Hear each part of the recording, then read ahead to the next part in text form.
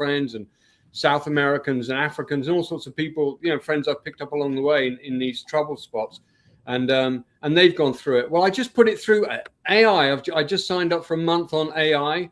And so I've got it till the end of December. And I just put it through, and I can send you a copy of it.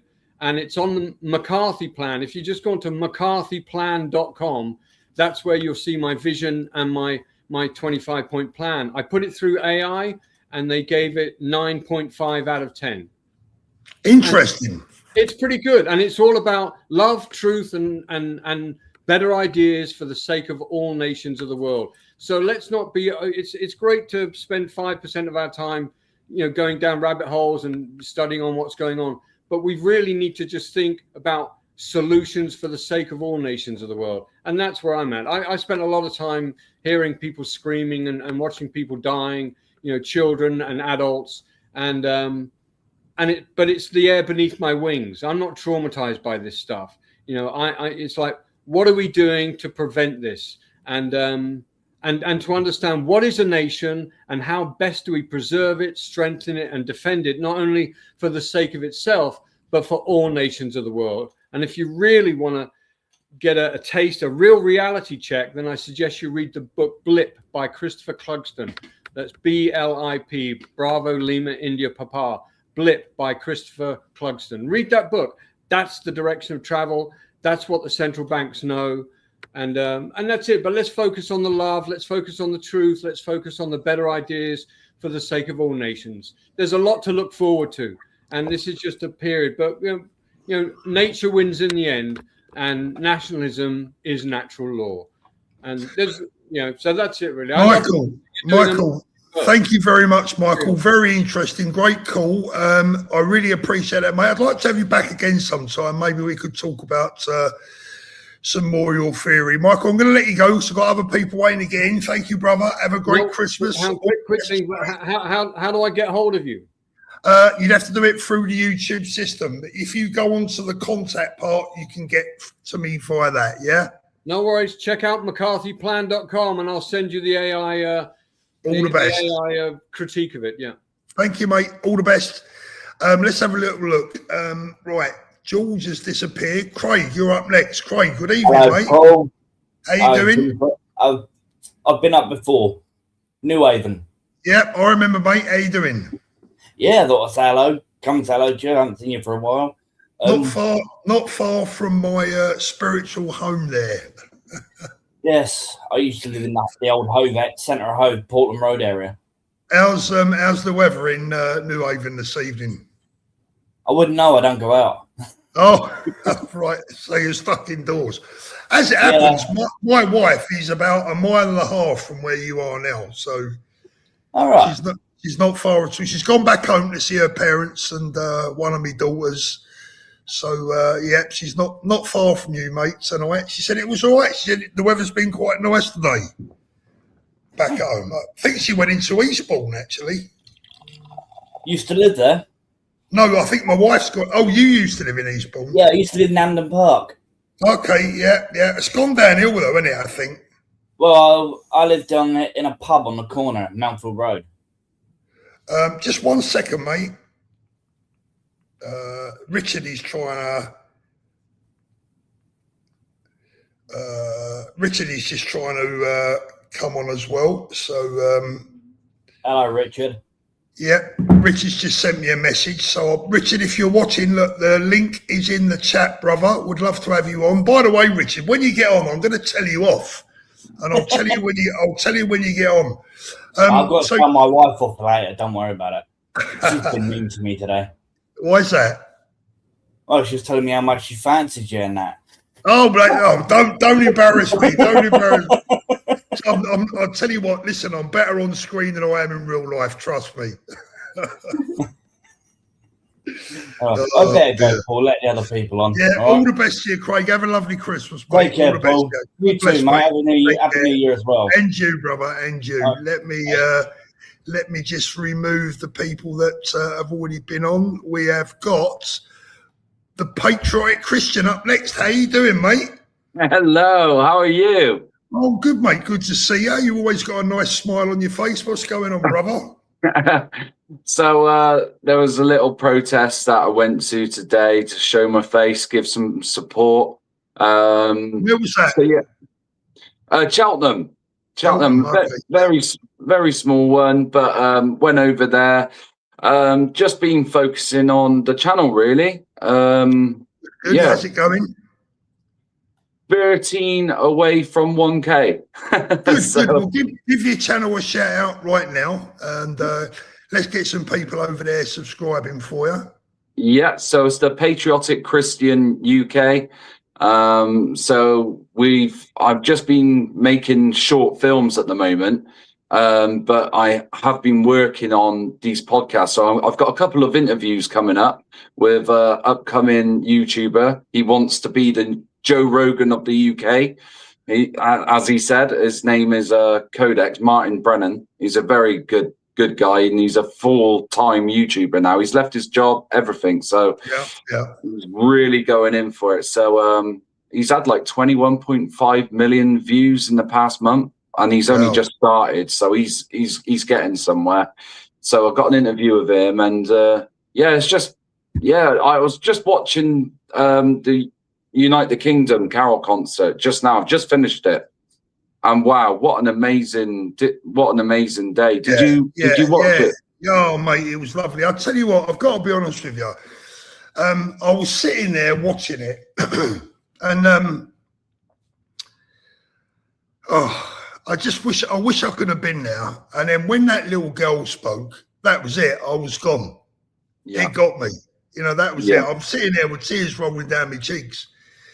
Yeah, because I mean that really just personifies everything for me. The Holy Spirit, Paul. It moves through everyone. It really does. It was funny today. The most hilarious thing I have seen today was there was 5 priests, all from different denominations of churches or vicars, right? And I mean, I'm Eastern Orthodox, but I don't discriminate against any other Christians or whatever. I believe we're all equal. And they decided they were singing carols. And this is what I didn't get. They had the Salvation Army stood with the counter protesters, waving Palestinian flags, singing carols, Islamic migrants in a hotel. And I was thinking, what on earth's going on? And the next thing you know, the police liaison officer comes up to me and he says, these guys, they want to come and have a debate with you. So I was like, okay. So I said, just let them over. They come over and they started asking me if I was a Christian. I said, it's pretty obvious. Check the hat and the tattoo. Yeah. And they started going on about Christianity and what I thought about Christianity and, what it meant to me. So I gave my revelation, and then I started talking about the schism and everything. And I said, you guys are in disagreement anyway. And the debate literally lasted all of 3 minutes. They ended up shaking my hand and invited me to their church to come and give a sermon. You couldn't write it. Oh, mate. Well, you just got to keep going. Let me bring Richard in as well. Evening, Richard. And we've got, let me just unmute you there. Steve, we've got Steve as well. Steve, good evening, mate. Steve, can you hear me? Steve, we can't hear you, mate. Richard, how are you, brother? Yeah, good, mate. Can you hear me okay? Yeah, I can hear you, Paul. Yeah, I can hear you both now. First of all, I'll go to Richard first. Richard, come on, Rich. You're a professional. Turn your phone round. Mate, listen. Okay, let's see what happens. There you go. Look, there we go. Richard, I've got a bone to pick with you. Me? I've been worried about you, mate. I did a live stream, right? Yeah. When did I did it Friday, and people were saying to me, "Oh, Richard really didn't look very happy this morning, right? He looked really down." So, I mean, you've got more telephone numbers than the National Lottery, right? So I'm messaging you on every number. Rich, you all right? Rich, talk to me, bro. Rich, you okay? Where are you, mate? I was in the air and I was on my burner. You know what I mean? I was in the wind and I was on the burner phone because the feds were on me.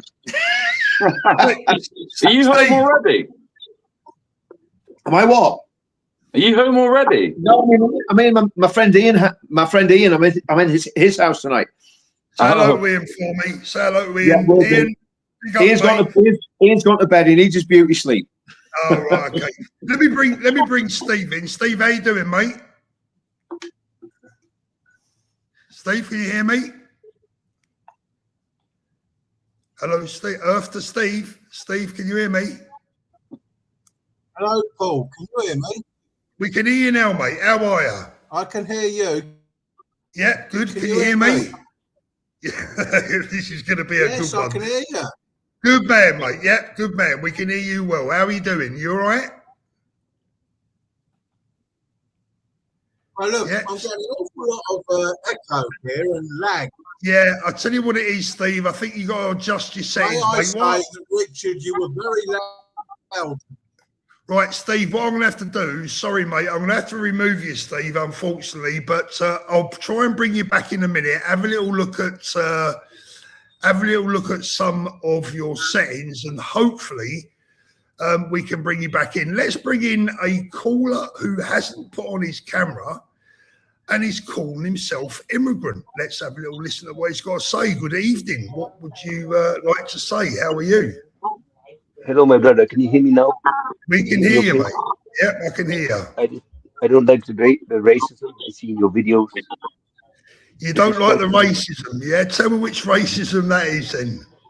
Well, because I'm a proud legal immigrant, and I see your videos always about us talking about the hotels, talking about what we do. Right, first, hold on one second, because I'm getting a lot of feedback from someone. Let me just find out who the feedback's coming from.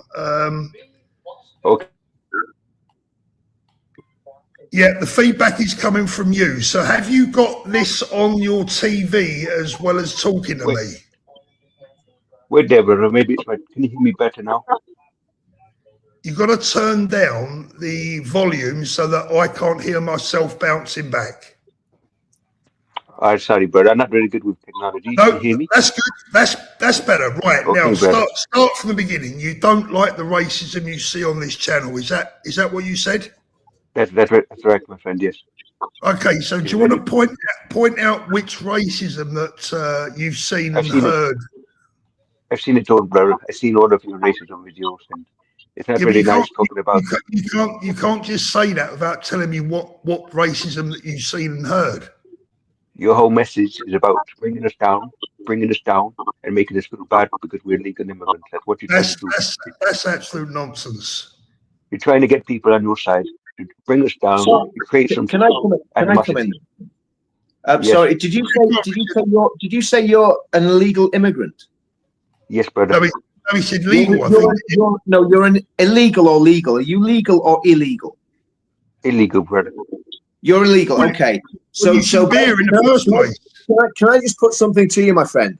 You've come to this country. The first thing you did when you came to this country, when you set foot on English, Scottish, or Irish soil, the first thing you did was committed a crime. And you've got the neck to come on here. You're not. This isn't about race. This is about criminality. And my friend, you're a criminal. That's what it is. You've broken into this country. Can I ask a question? Are you a scientist, an engineer, or a doctor? I'm in a hotel, my brother. I'm not a scientist. No. I'm not asking you I'm not asking you where you're staying. Are you a scientist, an engineer, or a doctor? No, I'm absolutely jobless right now, brother. I'm trying to get a job. You're jobless. Okay. And what was your prefer? Where you from? Are you from Pakistan, Afghanistan, or Iraq?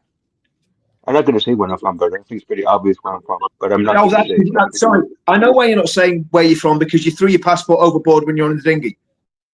No, brother. How did you get here? I got here by boat, my brother. What's your purpose here in the UK? Better life, easy life. An easy life. You know what? I'm going to be brutal. This isn't racist. This is not racist. I don't know what colour you are. You could be whiter than me. I don't care what colour you are. Do you know what? You're an illegal migrant. You're milking the system. You're not welcome in our country. I don't care about you, and I want you to go home. You will never do anything you want. That's not racist. I want you out of my country. I fought for my country. Have you fought for the United Kingdom?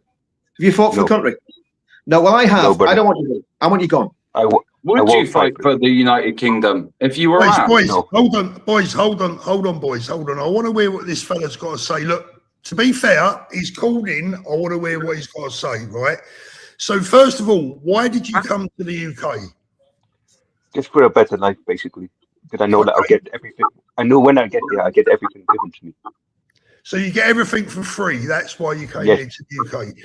I'm going to say this. I'm not sure that you're a genuine caller, and I'll tell you why I'm not sure that you're a genuine caller, because I don't think that someone would ring up and admit to being what you are and why you've come here. I think you would have a better excuse. Prove me wrong. You must have. So you're actually coming on here live and telling us that you come here to milk our system. Yes, I'm not joking. I'm a legal immigrant. I'm not joking to you. Why would I lie about that, my brother? I don't like racism, man. I don't like racism, man. Let me challenge it. This is not about race. This is about criminality. You're not this isn't about what religion you are, what color you are. This is about the fact that you're a criminal. You've broken this country. A criminal. Yes, you are. No, it's not funny. It's not a laughing matter. You're a criminal who's milking the system. And there's people can't get health care. There's people that are basically can't get homes because people like you are milking the system. And you should be ashamed of yourself. Well, you're not embarrassed. I'm one of many. I'm one of many. Yeah, and you're not welcome. You're not welcome. You're not welcome here. Okay. I will leave then if you're going to be nasty to me, buddy. Can I ask you a question? Can you see why some people in the UK, why British people are concerned about you guys when we know absolutely nothing about you? And you come to our country, roam our streets, you come from a different culture, possibly a different religion, most probably, and we know nothing about you, yet you walk around our streets and you get everything, like you've said. You want an easier life, everything's given to you. Can you see why the British people are concerned? Yes, I do, brother. Yes. You do. So is that racist then? No, because you're putting us all in the same category. That Paul Thorpe is saying that we're all the same. So we can be concerned, but we can't put you all in the same category. That's correct. So how are we supposed to know which one's different then? If you're all unvetted, undocumented, and we know nothing about you, how can we defer you from another migrant? And that, by the way, is the problem. You say we label you all as the same, but when your first action when you come into this country is to break our law, break into our country and get housed and benefited for free, then is it any wonder that the British people will, in many cases, tar you with the same brush? Now, I don't think anyone here, with the exception, perhaps the one down the bottom, where is it? I don't think anyone here would say that every single illegal migrant has come here with bad intentions or to harm us. But how the hell can we trust you guys when your first action is to come here, break the law, and potentially bring a threat to our society that's involved our women and our children, which has been proven time and time again? So, Paul, if I can jump in there, this man, by his own testimony, his own admission, said he came here for an easy life and to get free stuff. That's what he said. He came here for an easy life and to get free stuff. And that is theft. Basically, he wants to steal from the benefit system of the United Kingdom. So you're a liar because you've thrown your passport away and you won't tell anyone where you've come from. And you're a thief because you're stealing from the British people. That's not racist. I don't know where you're from. Richard, let him answer that. Let him answer that. If they give me money, I'm gonna accept it. Right, brother? I'm gonna accept it. And that's what I do. That's what we do. Because you're a thief. You're a thief. You're stealing from the British people. I didn't you and your NGOs and the NGOs, you've conspired to steal off the British people. That's what you've done. I've got many Pakistani and Afro-Caribbean friends and African friends that don't want you here. So it's not about race. It's about you being a grifter and a blagger and a thief. They do want to be here. They do want to be here. So, Richard, hold on. I've got another question for this gentleman, right? So, what is your long-term plans? How do you and your friends see the long-term plans for the United Kingdom, for this country? What are your long-term intentions here? We're here to take over in a way we're here to make it our own country. We're trying to make it bigger, better. We're trying to make it, we're just trying to take over basically in time. I believe in 10 years' time, my answer to you is that we're going to make it home. We're going to make it more home. And we're going to bring in Sharia law. No, but we're going to continue to make it home. And it's no longer your country, Paul Thorpe. Matter of fact, I think you're in Spain. You're not even in this country anymore. So you got some answering to do because he's in no country anymore, brother. It's not our country anymore. No. Now, wait, I've got some. Let me just say this. Hold on a minute, Richard. I've got one bit of bad news for you, my friend. Right? Let me tell you something. If you get any history book and read about the British, you'll learn one thing: nobody defeats the British, mate. Nobody. Yeah, you reckon? You reckon? Listen, fella. You tried once before and lost. I'm going to tell you something. You're the one that's come over here on a rubber dinghy, fella. Don't tell us we're weak. Do you know what? Do you know what? Maybe some of the government are weak, but the British people aren't weak. And I'm going to tell you something. When we get the right government in power, you will be leaving the country way faster than you ever came to it. You'll be gone. I will still be in this hotel. I will still be doing my thing. You won't be in the hotel. You won't be in the hotel. No. Yes, you're not going to be in the hotel. The hotel's going to be closed. You want to HMO.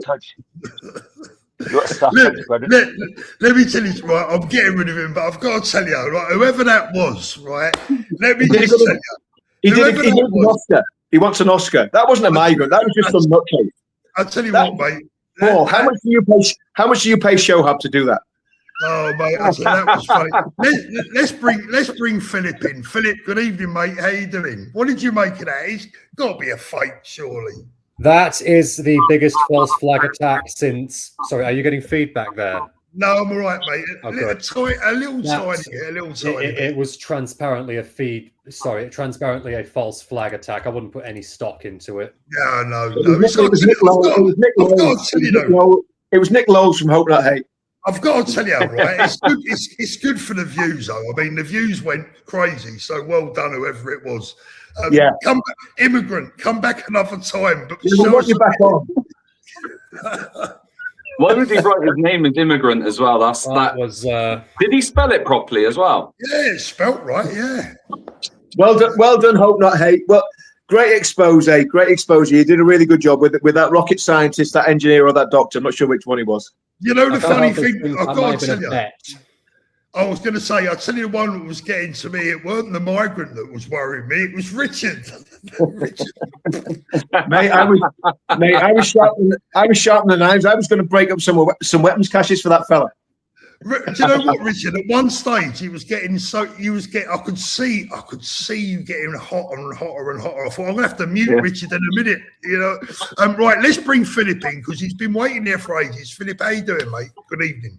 Good, thanks for hosting me. You may recall when you were having lunch with someone and he was getting a bit of flack from the comments, I said I had some solutions to the NHS. Do you recall that? I do vaguely, yes, mate. Yes, I do. Fire away. Jolly good. Well, I do hope I can phrase this correctly. I've spent the last 5.5 years researching some little-known medicines from across the world. Now, I know this, right, looks very unimpressive, but I'd like to invite all three of you, if you're willing, a small challenge. This was popular back in the 1940s through to the 50s. I know it doesn't look like much, but do you three understand how pain works on the physiological level? No, I would say no. Okay. I'll preface everything here. I'm not a doctor. I'm not attempting to replace taking advice from one with what I'm about to say. So feel free to verify any of this or stress test. But if you get pain in the human system, what you get is a signal will originate in your body, travel up to your head. Another signal will travel back down to indicate the type, location, and the severity of pain. So that's pinching in the arm at moderate. I get that. Yeah. And these signals are electromagnetic in nature, as defined by the London Pain Clinic. So what I did was this. I invented something made of alternating layers of diamagnetic and ferromagnetic material that project a current. You can't see it with your own eyes, but it has such a close resemblance to the pain relief response to the body issues during pain relief, i.e. just scabbing or getting better or receiving anesthetic, that it can in many instances spoof pain relief signal and sort of psych you into not feeling anything. So I wanted to offer that if we were to shine a light on this, we could do some wonders for the NHS and take a large amount of strain off of it. I'm happy to answer any questions surrounding it. Mate, can I just say something? Can I ask you, are you on the right show tonight? Yeah, I'm on here to try and improve the state of England. This isn't Dragon's Den. No, Richard, hold on a minute. I'm only pulling people's legs. I was going to say, because I said tonight. I'm only having a laugh. Everyone. I would like to try it. I mean, look, at the end of the day, I have pains, aches and pains, and, you know, some people say this stuff works. So who knows? I mean, I had acupuncture once, and you know what? To my surprise, it bloody worked. So who knows? That was what was in the needles, mate. But it's very applicable, and what I found out is there's probably women in your lives. I've been told off multiple people it's known to stop period pain, so it could do you some favors in that department, and I'm thankful to be here giving a brief discussion of it. What I wanted to tie this back to was we could do some good things for the NHS in place of having to spend large amounts on pain relief. If this was doled out to some of the easier jobs and simpler ones, we'd all be better off for it. What sort of testing have you done on it, mate? I'll level with you that I've not done any clinical testing in a lab. There is somebody who did, though, named Heiko Lasic. I'll probably pick that up in a moment. I've given it out to people and begun documenting people's experiences with it. They describe changes in temperature, changes in mood. I can attest to that myself. And I've got a view to getting a scientific paper written up within the next year, hopefully by April-ish. Yep. Well, I'd like to see that when you do. Brilliant. Is there any chance I could convince you to have a closer look? Or we could talk about Sorry, just say that again. There's a bit of feedback coming through there, mate. Say that again. Is there a chance you and I could talk about this outside of the show? I don't necessarily want to hog this space, but... Yeah, no, potentially. I mean, drop me an email and, drop me an email. That's the best way forward, Philip. Yeah. Thank you. All right, brother. Thank you so much for coming on. Really appreciate it. You have a lovely Christmas, and I look forward to seeing that. Let's have a little look. Let's bring in, I was going to say Rick. How come you're only Rick tonight and not Rich? No, listen. Well, I only came on to tell you about the demo that we did today. Well, I want to hear about that. Richard, let me just see. Steve, you was there, was you, Steve? Yeah, Steve was there. Tell me about your experience today, Steve. Steve, you're cracking me up there. Yeah, we can hear you, mate. Can you hear me? Well, I'm getting some technical issues here. I'm getting lag. I've got two screens. I've got echo and all sorts. That's right, mate. You're the loudest speaker I've ever heard. We've all got a bit of lag, Steve, at our age, mate. Yeah. I tell you what, Steve, I've ever heard. You can get a little blue tablet for that. Steve, see that migrant guy that was in? That migrant guy had no lag whatsoever, so he had a better internet connection than you. Well, what can I say? Steve, did you enjoy the day? I thought today was a fantastic experience. I loved every minute of it. Unfortunately, I didn't know that Tommy was going to be there, so I left before he came on the stage. And I'm really, really sorry about that. But can I say hello to Phil Ball? Hello. If you're there, if you're watching. I met him the other day and he told me that he saw me on your show. Now, Phil reckons that Advance stand absolutely no chance whatsoever of winning in the next election. Therefore, we all have to get behind reform and support them 100%. But why should we support a party that absolutely hates us? Absolutely. Why should we support a party that thinks, we're that lot? Scum. Yeah, totally. And totally. the one thing that That's one point. But the other point I'd like to make is that I feel very, very disappointed that all the major religious denominations today blanked us and just threw us to one side. But as Tommy said, if Christ was there, he would be on our side. Yeah, and he was anti-establishment. He was on our side today, Steve. 100%. I'm going to play later on. I'm going to play a little bit. Byron, I tell you what, mate. I'm going to bring someone else on, but I want to bring you back on a little bit later. So will you stay in the back room for me? Yep. No worries. Is that okay, mate? I don't want 100%. You to go together. So stay there. Let me bring in the Douglas of Murray. I like this. A little Douglas bit of multi-shows. Let me just. Not the Douglas Murray, I don't think, but the Sir Douglas of Murray. Let me just remove Byron for the moment. Can you hear me, mate? Hello, Paul. Can you hear me? We can hear you loud and clear. How you doing? I'm good. I'm absolutely disgusted by that person you had in from the hotel. I should probably just say the reason I'm not showing my face on the camera is because I'm a mixed race individual who currently works for our armed forces. So it'd be probably best our gaffer doesn't see us. Yeah. Yeah, I'm getting a lot of feedback from someone there. I think it might be yourself, mate. Have you got me playing in the background as well? Someone I'm getting a lot of feedback from, and it's not Steve. I've got you in my earbud. Is that a bit better? No, there's a lot of feedback coming through there, mate, unfortunately. But carry on. We'll go with it for the moment. 1 sec. Let me try to text this if I can. 2 seconds. Is that any better? That's a bit better. Yeah. No, you don't want your boss to see. I get that. I understand. Yeah. That. So, like, I've been thinking ever since I saw it was Steve Laws on YouTube with Neil Tuflow. With Liam Tufts? Yeah, Liam Tufts, sorry. Yeah. And I just want to know, where do people like me actually sit? Where obviously Steve would see me as an other. I'm born here.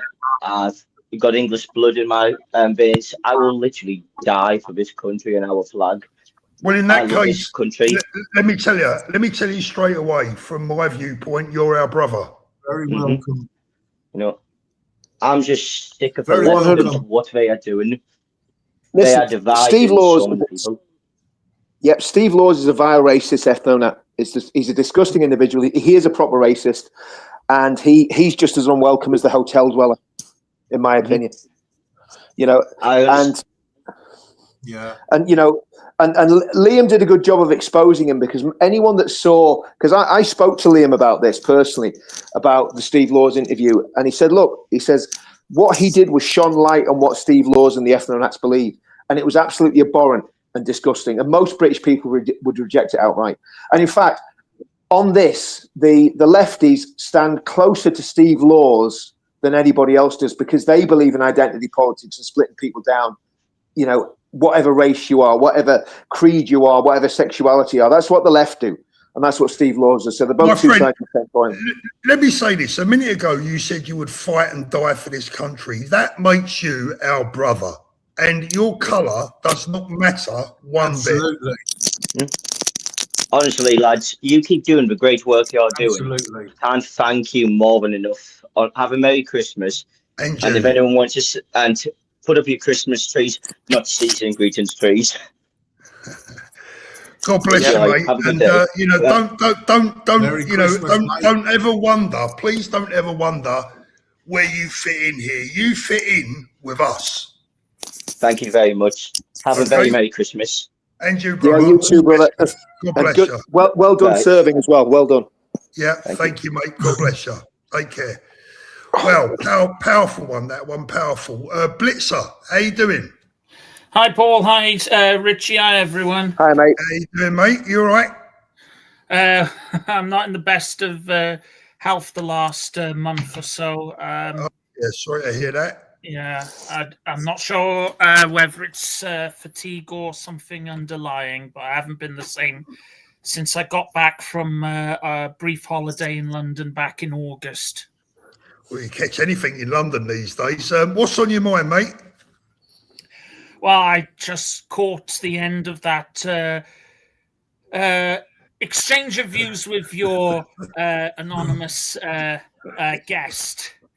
And I think Richard's got something to do with this. I'll tell you, no, he's behind. It's nothing to do with me. But let's assume he's legit and not some government agent provocateur or some lefty who's looking to stir up trouble. It was Mossad. It was definitely Mossad. Well, and I got seven grand for that call. I do appreciate the fact that he at least had the balls to come on here and let the cat out of the bag. No Takia, Kitman, or any of that nonsense. He said it straight and up front. You've got to respect that. Well, the amount of money I gave me had to. I'd rather know who my enemies are and have my enemies in front of me than my enemies behind me. Yeah, I agree. No, look, listen, I'll tell you now, right? If he was genuine, then I would give him the respect of letting him have his say. Otherwise, what's the point in allowing people? I believe in free speech. Let the geezer come on and have his say. Don't mean to say we're going to agree with him. In fact, I would like to assault with him, but I can't get a bloody word in edgeways when Richard's in the. So, you know, yes, I think David Lammy's going to send the cops after Richie for all that black smoke that's been coming out of his ears. I'll tell you what. Look, do you know? I think it was Angela Rayner. That's who I think it was. With a voice changer, the ginger growler. Ginger growler. Oh, it could have been Diane Abbott. So Steve, let me just go back to Steve for a moment. Steve, did you enjoy today? Then you felt it was a heartwarming day. Is that how you felt about it? Yeah, enjoyed it. It was fantastic. Very, very spiritual. I'm sorry that I missed Tommy. But can we maybe get back to the point that my mate Phil Ball made? Well, mate, he carry says on. that Advance have absolutely no chance whatsoever of winning the next election, and we shouldn't even bother supporting them. We all need to get behind reform. But, I mean, he says we're splitting the vote. Is that the same reform that are losing the other way hundreds around? of members? Isn't it reform? Yeah, reform is splitting the vote. And I was going to say, is that the same reform that are currently losing hundreds of members every week that are hopping over to Advance? The latest one, just on my channel earlier on, a reform councillor has now defected. And by the way, I think she's watching tonight, Nikki, lovely girl, you know, really a part of the future, just regular people getting involved in politics. So, no, it's not us that's splitting the vote, it's reform, because they're the people that should have been able to deliver, could have delivered, but decided not to. So, there you go. Another point I'd like to make is that, Paul? Go for it. Yeah, go for it, mate. Another point I'd like to make is that I've been to a number of these United Kingdom events now, and one thing that concerns me, probably above all other things, is it's very, very difficult to find anybody south of 30. All the people there are north of 50. I mean, we ain't going to last forever. What happens once we're gone? Who's going to pick up the flag then? Yeah. I mean, look, it's a great point, Steve. But I think things you'll still be around long after all the rest of us are gone. Mate, I'm dreading my 30th birthday, to be honest with you. But there you go. Steve, I think you're absolutely right, but I think there is good news. What are you laughing at, cheeky? I think the good news is there are a lot of youngsters coming through, but the youngsters, there is a resurgence. What's the right word, Richard? A resurgence. Resurgence. There's a resurgence of patriotism, of Christianity. And it's only going to get better. Steve, I'm going to let you move out, mate, because I've got a lot of people to bring in. Thank you so much, and I'm sorry you missed Tommy today, but the benefit is you've got to come on and meet Richard. See you Christmas Day. See you Christmas Day, mate. Christmas Day. All the best to you, Steve. Thank you. God bless you, mate. Let me bring in Lee. Lee, good evening, brother. How you doing? Oh, hello. That's a rather nice looking flag you've got behind you there, mate. You've got to keep one at hand at all times, haven't you? Just in That's case. That's not in a hotel for sure, Lee. No, it's my dining room. But I just want to say, Richard, thank you very much for firstly having me on. But your shows definitely keep me entertained on the evening, especially the wife as well. So thank you very much. Thank you very much, mate. I We really do try. We do try. Do you know what? Do you know what, Lee? We do a lot of stuff tongue in cheek, so people have got to understand we're not. We are serious about our politics. We're serious about what we believe, but we like to have a bit of a laugh as well. And if people don't understand that, that's not on us. You know what I mean? Well, that's Richard. Household, Richard. That's What's Richard's way of saying I'm a bit thick, but there you go. You know. You know your Men of England song, the wife. Every time we go by the drink or whatever, we're sitting in the house, we put it on. Not Brilliant. This again, but no, we need to keep playing it. We need to keep playing it. Yeah, but you know, even at the last demo, we had literally thousands of people singing that song as it was played. It was absolutely incredible, and that was like before it was even released. So I mean, next year when we have the demo, when that song gets played, the place is going to be an absolute uproar. It's going to be absolutely amazing. It's going to be amazing. No, can't wait. And Lee, I'm going to get singing lessons. I'm going to sing it on stage at the next event. Richard, I was just going to say, I think for the viewers, pop it in the chat, guys. Yes or no? Yes, for if you want Richard to sing Men of England on Christmas Day live on the show. No, I need lessons, Paul. That's 2 weeks out, mate. I've not long enough to get the old baritone voice tune. Richard, you're a former serviceman, mate. You should have a can-do attitude, right? Mate. I wasn't in the Salvation Army, mate. I didn't get singing lessons when I was in the army. Richard was in the SAS, right? Saturday I was in the SAS, the Stockings and Suspenders Appreciation Society. I wasn't in the special force. I was in special needs, Paul. You know, I was going to battle in a yellow bus. Lee, what's on your mind, brother? Jeff, I'm calling from the West Midlands, and I'm a fellow Army veteran as well, Richard. So I did 14 years stuff, Lee. Brilliant, mate. Brilliant, man. We're members of Advance UK.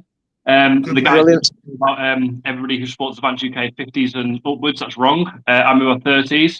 My wife is one of the very first counsellors of Advance UK in Warsaw. Awesome. We're both in our 30s, and we're going to be driving the message very strong around our area and campaigning hard. Especially, we've got all our elections in May next year, so we've got a whole council with 60 seats up for grabs. So we're going to be doing what we can for that. Why I came on really was so we had the fake migrant call come in, but for me, it brought in a couple of points.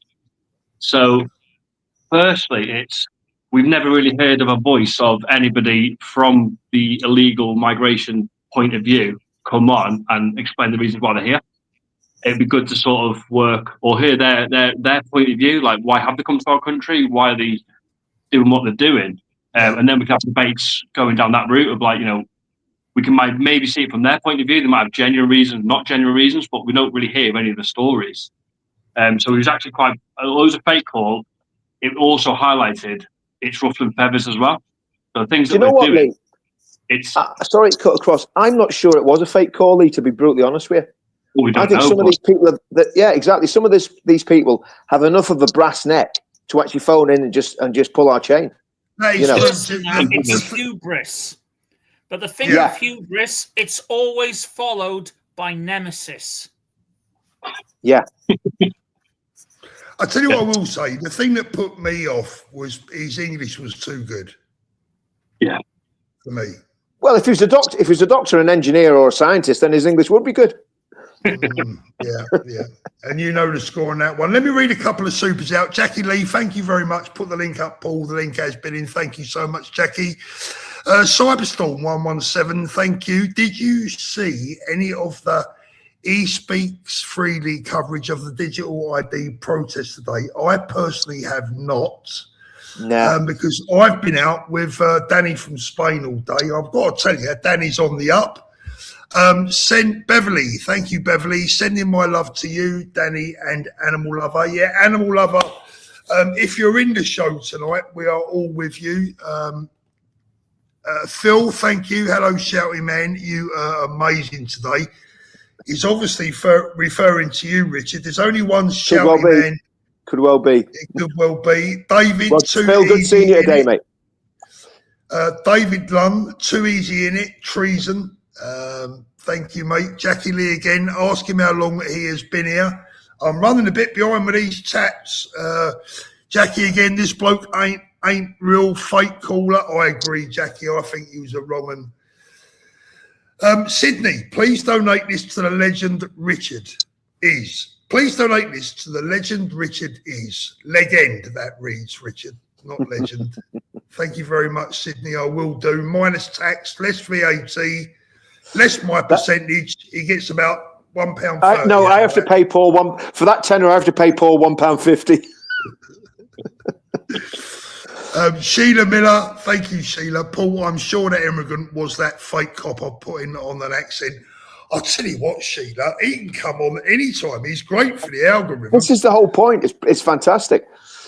It's entertainment. But you know the next thing, people will be saying, I've got someone to do that. Alan, 54, if you're calling in, turn off your YouTube. Good point, Alan. Thank you very much if you are calling in. David Lund explains Ben's Oldham candidate. I'm a bit right, okay. That's I think I know what he's talking about there. He's talking about the issue with Raja Mir. There's a to say there's a massive crossed wire there would be a complete understatement. No candidates have been selected. Okay, there's no branches in Oldham, and again, it's something. It's Raja has got totally the wrong end of the stick, and I respect him hugely, but he's got 100% the wrong end of the stick on any formation of any branch in Oldham, because there are no branches yet. Nothing's been appointed, nothing's been done anywhere throughout the country. People are joining, policies getting formed, the base has been built. So again, no disrespect to Raja, there may be people that are trying to join Advance and try to be candidates that are wrong. And if that's the case, Raja, get on the phone to the leadership or get on the phone to me or Paul Thorpe and let us know what's going on. We'll have a chat with you about it. And I'm not leadership, but I can certainly have a chat with Raja, no problem whatsoever. So if he sees this, let him know. Because I want to talk to him anyway about the Barelvi tribal system. Thank you very much for that, Gladys. You are an absolute angel. Thank you. That's up to date with the supers. Lee, is there anything else you want to add, or let's have a little look? Blitz up, because I've got other people waiting to come in. So, Lee, was there anything you wanted to add there, mate? Yeah, just before we tuned into your live, we were watching the feedback from the Tommy Robinson Christmas Carol concert in London. So that literally fed nicely. That finished, and then we start with this. But for me, I was watching that, and even sat watching how emotional it was. Like, even a grown man, you know, been to war, all that sort of stuff. I still sat there, and it's still really hard to fight back the tears. And that's something that's really powerful. And I haven't. Well, it's very, very rare you feel those moments. And what he's doing out there and bringing the people together, whether you like him or don't like him, it's powerful. It's really resonating with people. And you wouldn't get people in the 30s, 20s, but just sat there watching Christmas carols on a Saturday night. And I was sat there watching Christmas carols with tears down my face on a Saturday night. You know, don't afraid to admit it. Let me tell you something, boys. I've got something to tell you about that. I've got about, in my phone, I have hundreds and hundreds of people. And among those people are a number of people that I class as very good friends who are not on side with the movement. And they remain my friends because they are deep down, they're lovely human beings. I believe that they are misguided in their beliefs. And I sent them all of that. Richard, this is starting to look like the beginning of an adult film there. Can you see? Well, we're all consenting adults here, Paul. Don't knock it until you tried it, mate. Oh, blimey. Here, I know someone coming in a minute dressed up as a teammate offering you a room service. I sent them all that clip of that video earlier on and said, now tell me we're on the wrong side of history. Well, I think the highlight of that whole event wasn't any of the speakers. All the speakers were absolutely fantastic. Tommy was fantastic. The singing was fantastic. But the highlight was the little girl who was maybe 8 years old, who stood up and my goodness, gave the speech of the year. It was just everybody. There was tears running down everybody's faces. It was like something out of, I don't know, Oliver Twist or A Christmas Carol. Yeah, it was just absolutely. We're going to play it. Richard, I've got to stop you. We got a very, very special guest sitting in the background there. I can see his name is Paul Thorpe, right? And I'm going to bring him in. Let me bring him in. Hold on a minute. There you go, Paul. Here you go, Paul. How you doing? Mate. How you doing? Yeah, I'm not too bad. How you doing, mate? Yeah, I've got a question for the viewers, so and for you lot. I'm looking a bit older now, Paul. Are we going to? Yeah, I just wanted to say, with the march of Tommy and all of that, and the Christian values, Christmas carols, what Christian values are you going to adopt, and which ones are you not? Because if we adopted a lot of the things Jesus preached, I don't think we would be outside hotels, would we? I don't know. What a good point, Paul. Are we supposed to accept other human beings as our equals under God? Jesus himself was a Palestinian refugee. I very much doubt he would be outside these hotels, telling them all to go back home. It would be welcoming them with open arms, would he not? Sorry, can I just correct you there? Jesus was a Jew. Yeah. He wasn't a Palestinian. Palestinians didn't exist until the 1960s. His mum was Palestinian. No. His mum was a Jew. Yeah, but his mum was from what is... No, his mum was from what is now called Palestine. What is now... You know who called him? I'm sorry. I am going to correct this man here. His mother is from what is now called Judea and Samaria, that the Palestinian scumbags are trying to occupy. That's where his mother lived, in Well, his mother wasn't from Bethlehem. She was in Nazareth, which was in Judea and Samaria. Jesus was born in Bethlehem, which is now occupied by Palestinians. So Jesus was not a Palestinian. He was Jewish. His mother was Jewish. His whole lineage is Jewish. Look at the genealogies in Matthew and Luke. You'll find out. And by the way, Paul, by the way, Paul, by the way, right, I don't chew gum, right? So I'll tell you what I'm going to do. I'm going to give you, right? I'm going to just for your sheer front of your actions there and having a bit of a jolly. I'm going to give you, right, hold on, where are we, if I can find it? I'm going to give you a thumbs up. I reckon that's a bit cheeky, but I'm going to kick you out. Because I don't do my own AOA. The next thing, he'll have a picture of me and Richard snuggling up in a men's club somewhere. Paul, do you know what, mate? Do you know what, mate? That picture's not going anywhere, Paul. You said it wasn't going to go anywhere. I'll tell you what. Wait, what did I say?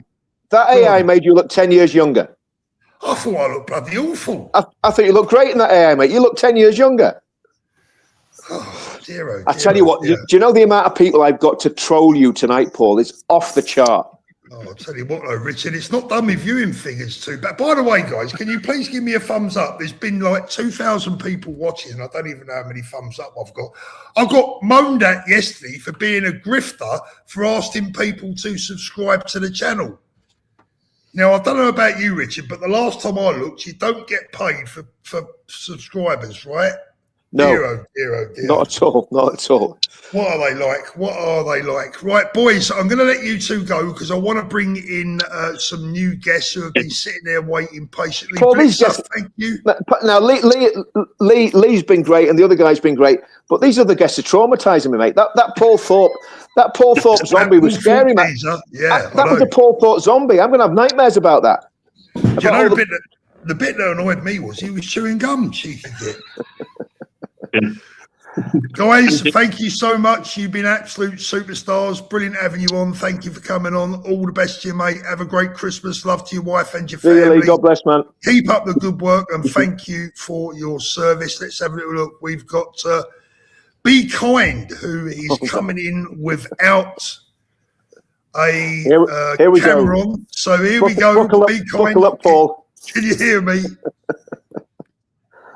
No, he's gone. No. He's gone. No, they've lost their bottle. He's back, Jimmy, he's back. how you doing? Paul, How you doing, mate? I can hear you. Right. Right, Paul, just a little bit of advice, right? To use something different if you want to try it. Yep. It's called Prism Live Studio, and you can do things like this. What's it called? What's it called? Prism Live Studio. Live Studio. I haven't got a pen. Hold on a minute. Richard, can Prism. you write that down? Mate, do I look like I've got a pen? No, Richard, to be fair, you don't look like you've got a home. Well, at the minute I don't have, mate. It's called Prism I'll Live Studio. find out tomorrow if I've got home. Nikki Brown, Prism. our reform councillor up there in Doncaster, reform advance, forgive me, our advance councillor up there in Doncaster says, please say hi to Richard for me. There you go. Hi there, mate. How are you? No, Nikki, Richard. Nikki. Well, that could be a bloke. That could be a bloke. It could be Nicholas. You know what, mate? Honestly, right. Let me get back to this important point of what's going on with his studio thing. What's it called again? It's Prism called Live Studio. Get the Prism Right, Live Studio. Let me get me. Is it easy to use? Is it idiot proof? Yeah, it's very easy, Paul. Very easy, Nat. Very easy. Idiot proof, yeah. Yeah. I'll test it then, Paul. Yeah, Richard, can you test that for me? By the way, there, Richard. In fact, you could get Danny to test it first. Richard, I think Sorry, you're go a dick. I think you're a fucking idiot, and I think you need to go fuck yourself. Oh, that's great. I love you too. Is that for real? Yeah, for real. I tell you what. Do you know what? I love these people that come and say it to your face. Next time there's a demo, come and say it to my face, mate. Jimmy or whatever his name is. I don't know what that's all Paul, about. you're getting trolled tonight, mate. You're getting trolled. No, do you know what? Jimmy's been on before. He's been fine. Well, he's a bit of a wanker, in my opinion. He's been on before. I don't know what that's all about. Let's bring Byron back in. Byron, how you doing, mate? Yeah, good. Yeah, good. I just wanted to say something about Rich, and I say this to a lot of people, and Rich doesn't get even a smidgen of the respect or anything. The amount of work I've seen this guy put into these rallies from day one, even going back in the old videos. You have a look at the old videos of Tommy and that before the Unite the Kingdom came along, and you see Rich, he's always there, always getting everyone, orchestrating everything, the man of the hour. He's always there, and he doesn't get the respect or the thanks, the gratitude that he deserves. He really don't. And I really do want to say thanks, Rich, because you do a lot for these rallies. You really do, and you don't get the credit you deserve, mate. You really don't. I appreciate that, mate. I mean, you know, at the end of the day, I'm not doing it for money. I'm not doing it for fame. That guy there that just come on and slabbered. Seriously, I will offer you out to a duel, right? To a white collar boxing match. Seriously, in fact, I'll go even better. A white collar mixed martial arts match. Let's find out who that guy is. Bona fide, get him, and I'll have a fair dig with him. I mean that genuinely. Do you know what? I'm sick of it, Paul, because I'm sick of these scumbags coming on, attacking me, attacking you, attacking other patriots that are putting our necks on the line, putting our families on the line, you know, destroying our businesses, destroying our finances. And some little, I'm not going to swear on the channel, but some little scumbag comes on and gives us that sort of abuse. If he wants to front me, come and see me face to face. I'm not difficult to find. Come and see me. I don't understand, Richard. The guy's been on before, and he's obviously whatever. You know, if he wants to, if he's a Geordie lad. If he wants to come and see me, that's the way people in the Northeast sort it out. No problem. Don't care if he's 25, 35. Don't care who he is. I'll see him, because that's really annoyed me.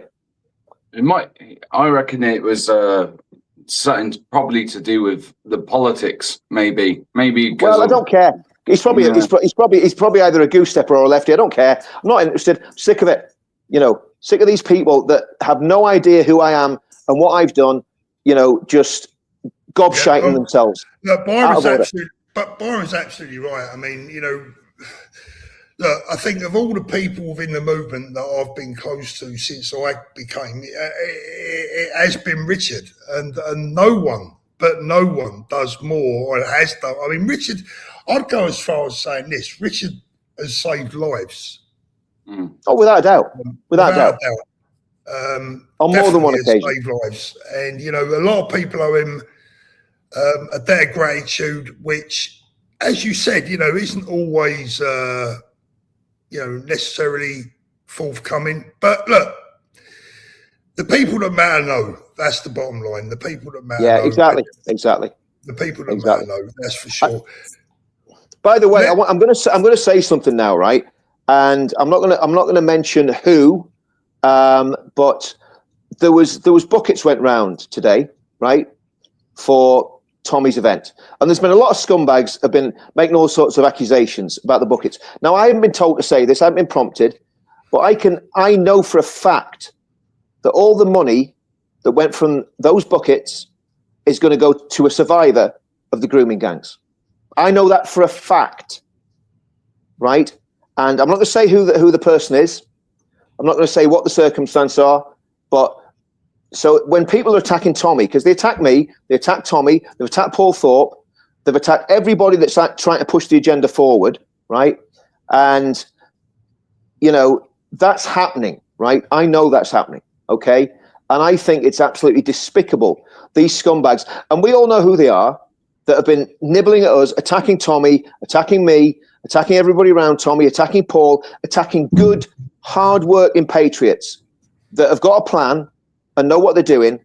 And these scumbags, and they are scumbags, have tried to wreck our lives, they've tried to destroy us, and we've got to call them out. And I think pretty soon, if they keep doing what they're doing, we will call them out. We'll name them and shame them. If they want to keep doing what they're doing, they'll be named and shamed. And then, you know, that's up to them. They you know, you've got to live with the consequences of what you do and the way you behave towards people. Do you know what? I'll be honest with you, Richard. You know, I agree with everything you said there, and I've got to tell you that in my time within the movement, which is relatively short, I mean, it's still not even 2 years yet, right? But in that time, I've seen some vile acts from people towards yourself, towards me, towards other people in the movement. And that's why I'm not tolerating that little scumbag who just basically slandered me. And lying, and lying. Yeah. You know, that guy doesn't know me. That guy, and I tell you what, I bet he doesn't front me. I bet you if I would put £1 million on him, never even accepting the offer that I put out there. I'm a 57-year-old man, right? The upsetting part is, Richard. The upsetting part is, and if to be honest with you, if it wasn't live and you know you wasn't a friend of mine, I would like to have got to the bottom of why you felt like that, but I didn't. I don't think a live is necessarily the best place to do that. Why even give someone like that the oxygen of publicity? How can somebody come on your channel, Paul, right, and abuse one of your regular guests and then just disappear off because he hasn't got the balls to? I kicked him off, Richard. Okay. Well, get me his email address and I'll have a correspondence with him and see him and set something up. Yeah, I kicked him off out of respect for you. I'm not going to sit there and have someone slag you off in front of the world. But what I would like to know is why he feels like that. Because however, for me, whatever the reason is that he feels like that, he's got it wrong and it needs explaining to him. No, you can't explain to stupid. That man's a moron. Right, that man's a moron. Sometimes I had a guy earlier on today slagging me off something wrong in the comments, right? And I got talking to him and I said, my response to him was, why do you feel the way you feel about me, right? Tell me why. And we got a little bit of a dialect going on the comments. And by the end of it, he apologised to me and he said, Paul, I've seen a different side of you that I hadn't seen before. You know, and I said, mate, listen, no hard feelings, right? I like to clear stuff up. If someone's got an opinion of me that is clearly wrong, I like to clarify. If someone doesn't like me for a good reason, that's fine. I'll accept that. Nobody's perfect. I'm sure there's things about me. There's definitely things about you, Richard, because you annoy me sometimes. There's things about all of us that some people might dislike. But it's only healthy if it's for a good, valid reason. right? That's my belief. I always like to find out what the problem is. That's just my own personal view. Let me bring in Henry. He's sitting there with a brilliant pair of shades. How you doing, Henry? Not too bad, mate. How you doing? I'm all very well, thank you very much. Good. What's on your mind? I just wanted to follow up on what. That's another AI, Paul. That's another bot. That's another bot. No, it ain't. No, it ain't. It's a bot. No. AI.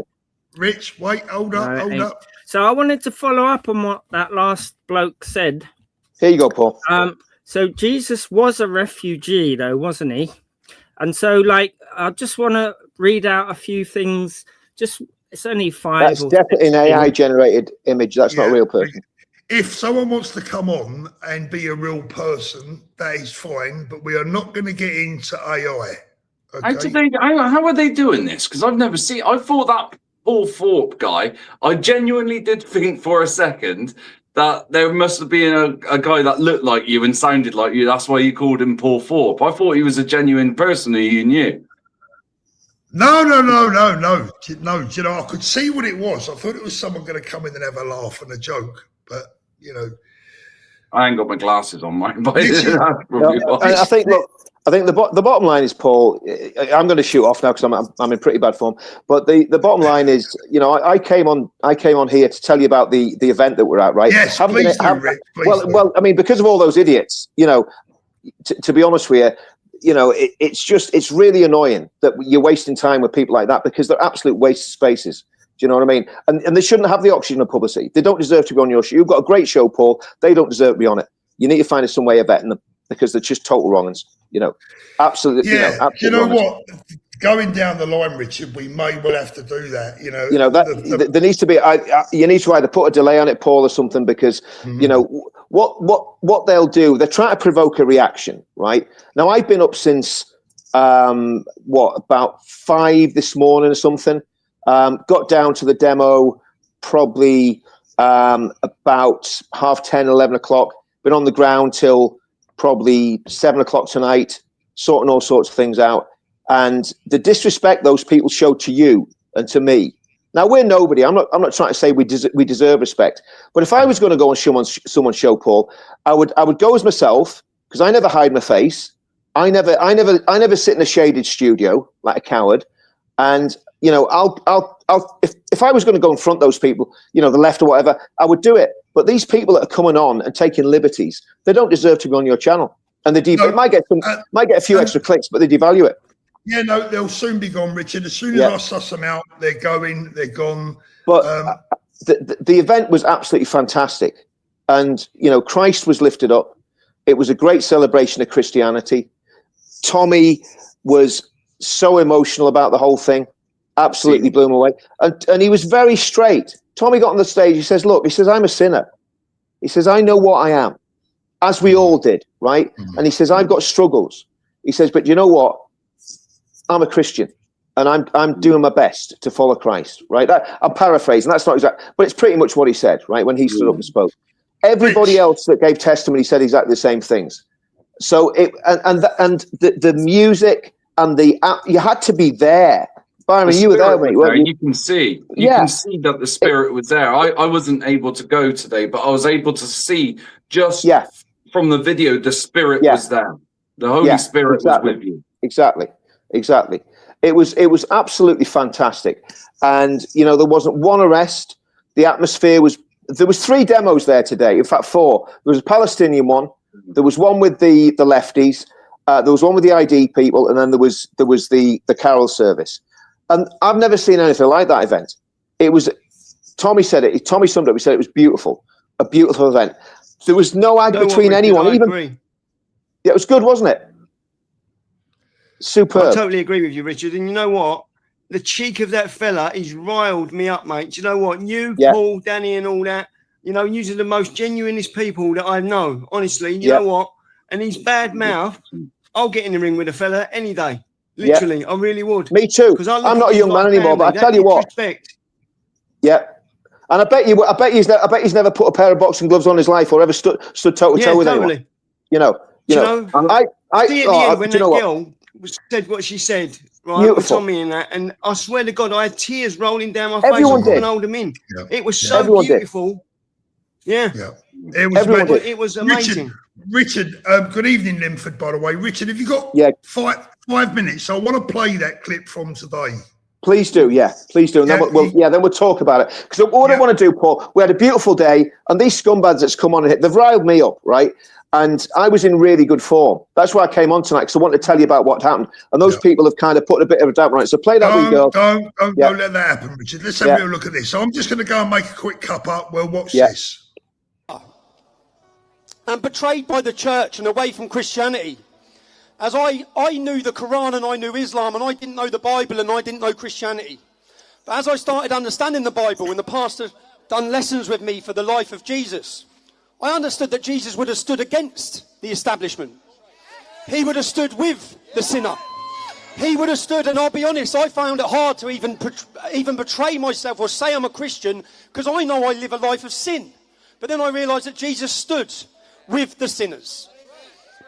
So I've been on my own path, and you know, today, I've stood there and watched every second of this. It's been the most beautiful moment, standing there watching every minute of it. And moments like this bring me closer to faith. So I'd like to thank every one of you, because it's been beautiful, absolutely beautiful.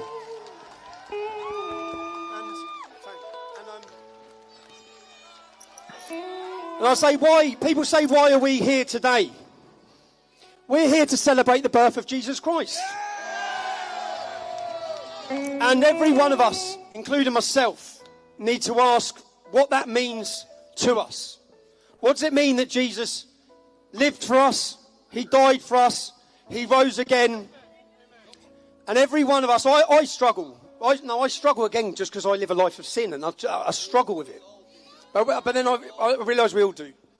So I'd like to thank everyone that's come today. I'd like to wish everyone a Merry Christmas. I'd like to see, do you know this? Let this be the foundation. You see, next year, we're going to get a website up very soon with the help of Ricky and his team. Yeah? We're going to start planning next year's Christmas celebration. We're going to fill Trafalgar Square. This is going to become Unite the Kingdom's yearly event. People are going to travel from across Europe and across the world to take part in putting Christ back in Christmas every year in London, in Great Britain.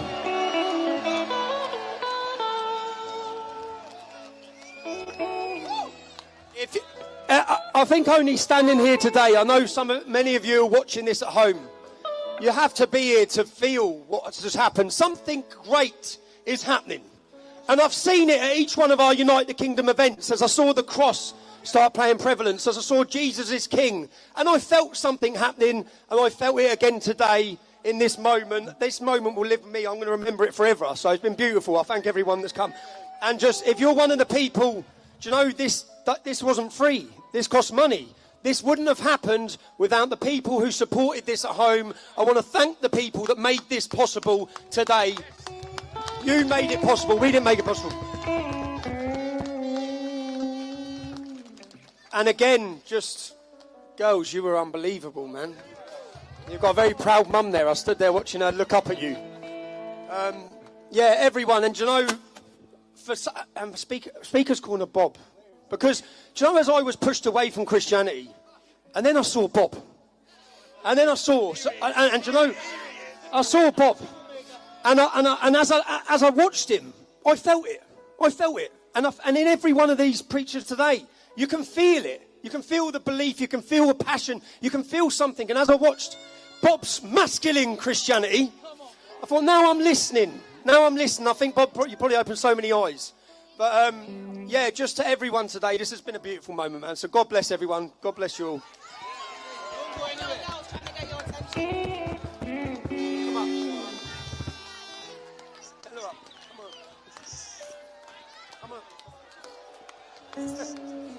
Lift her over. Hey, come on. We're going to sing Silent Night. Ready? Here.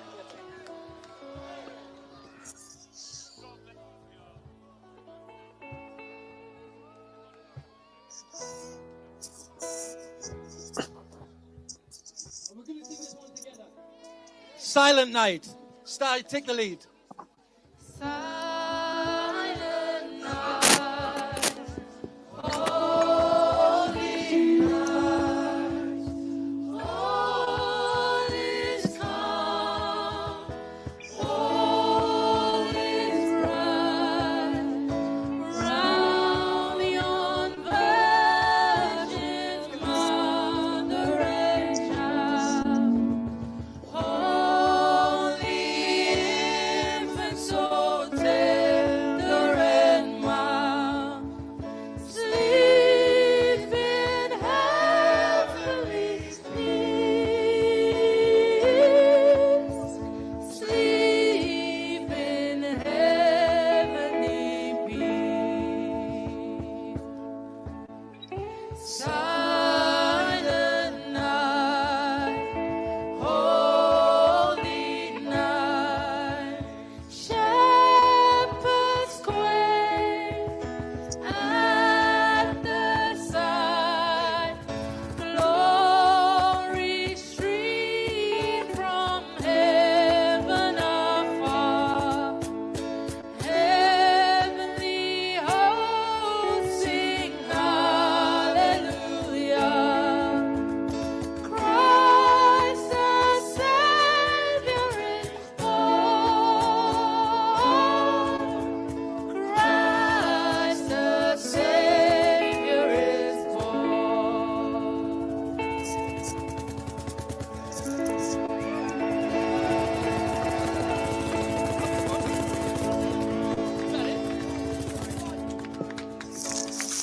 We've got one more speaker.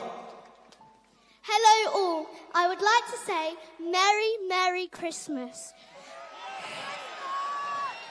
God is watching, very, very proud of us as we all stand today. I am very, very grateful of Tommy Robinson for organising this. Otherwise, I would not have hope in our Patriots to do this today. All I want to say is God is in our veins, whether you like it or not. God gives us adrenaline. Wherever we are, God gives us adrenaline. God is with us. Wherever you like it, wherever you are, pray to God and He will come to you and He will enter your life and He will save your life. Amen. Amen.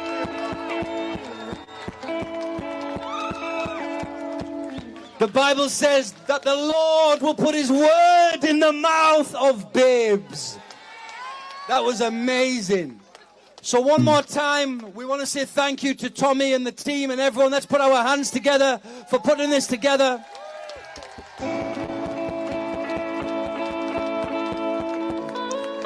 We want to... Wow. It's just amazing. The spirit's there. You could see it, feel it. Yeah.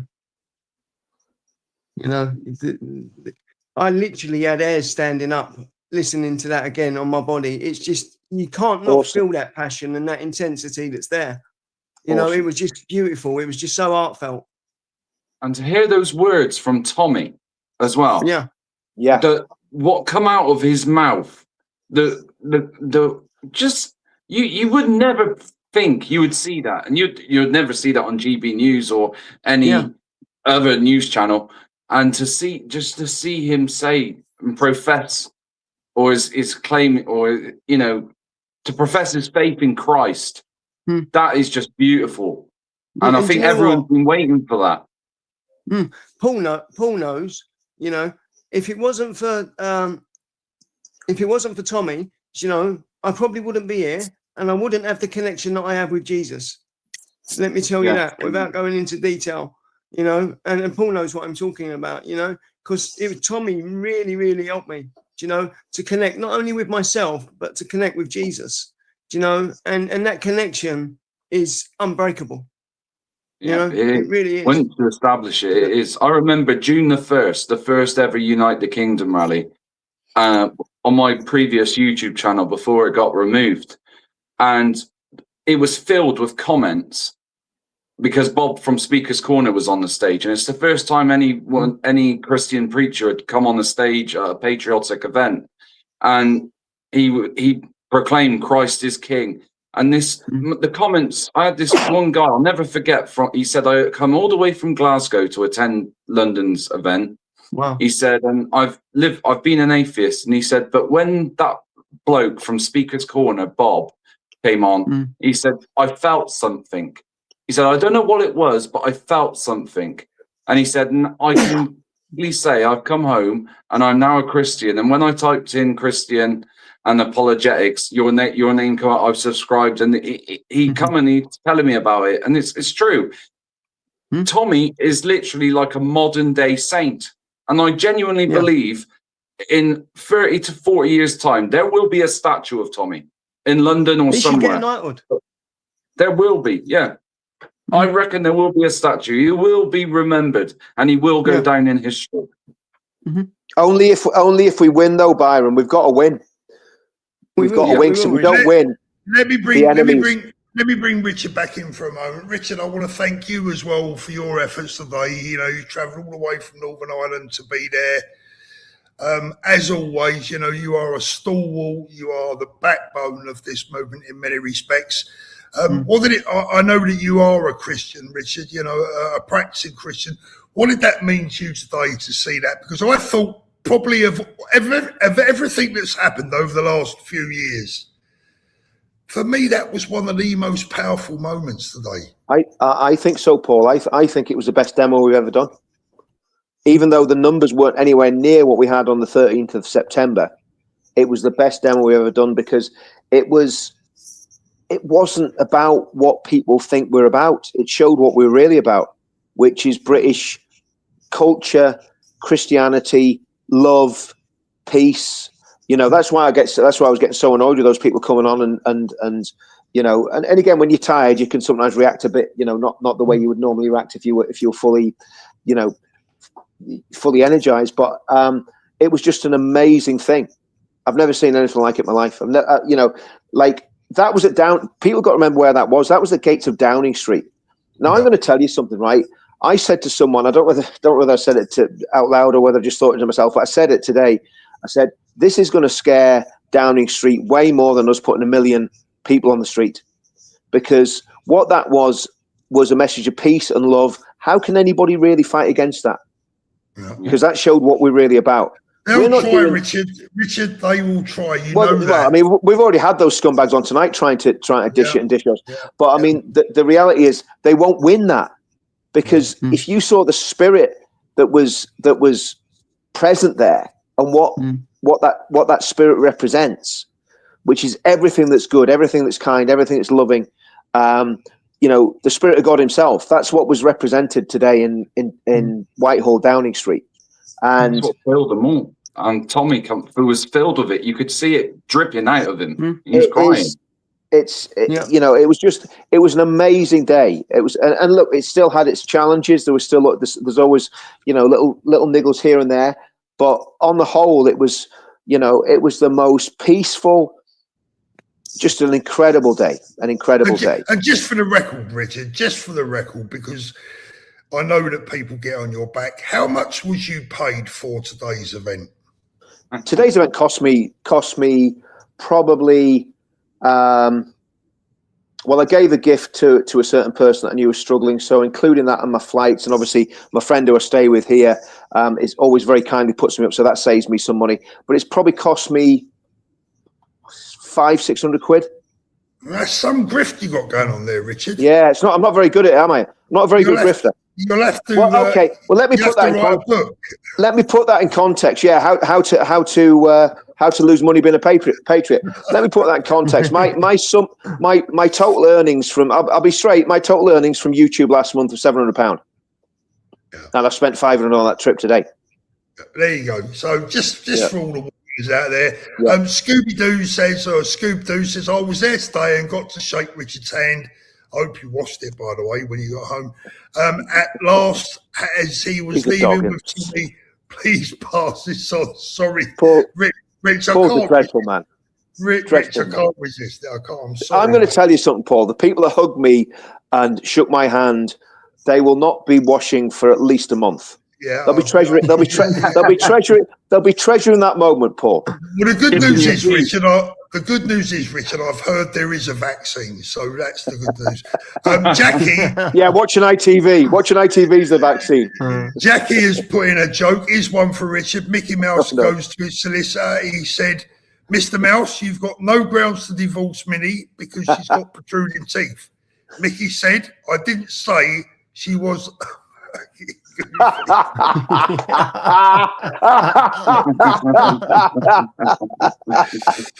Jackie. Sharon, there's only one Thorpe. Sharon, thank you. God bless you. You are a lovely soul. Thank you. Phil, thank you very much. Richard Inman saved me. There you go, Richard. A true hero. A true hero. Wano, thank you. That twat should shit himself if Richard met him face to face. I think he probably would. Tony, that bloke was rude to Richard. Ignore it. I mean, look, at the end of the day, I look at it like this. One of the reasons that me and Richard are a good team is that we're chalk and cheese in many ways. Richard is like, right, let's go, let's have it, right? And I'm a little bit more chilled, a little bit laid back. That's another expression for old, right? And I'm just a little bit more relaxed about it. Well, I'm not sure if I shared it the other night on the stream. I know I shared it with you personally, Paul, but I found out that my great grandmother was Irish, and she did time in prison in Wexford for a fray, which I think is absolutely magnificent because it explains so much about the way I am. You know all about it, didn't you? Lee, thank you very much. Thank you for having me on first time live. Really enjoyed it. Sharon, thank you. Richard, we love you, mate, and you have a heart of gold. It does. Thanks, Sharon. Bless you. Indeed. Bless you. Bless you, sister. Janine says, Rich is right about provoking a reaction. I commented today on the Facebook from Shoaib and have been called an effing racist and a transparent supremacist. There you go. Janine, there you go. I've got to be honest with you, Janine. That's one of the reasons they don't bother me, because they're all idiots. And there's no point, I don't waste my energy on idiots, I reckon today's success really upset them that much that they have come onto your channel this evening to just really try and put a spoil to it. Yeah, and create those little AI bots. I speak for many people. You know what? Thank you for everything that you do, and Paul, and and Tommy, and Danny, and all the rest of the people behind the scenes. And what I loved, seeing Tommy's face being filled with the Spirit today, the Holy Spirit. And you know what? When Danny done a live earlier, he had a cross on around his neck. You know what? And when he was chatting and he was holding that, and he was saying about how he felt comfort having that around his neck.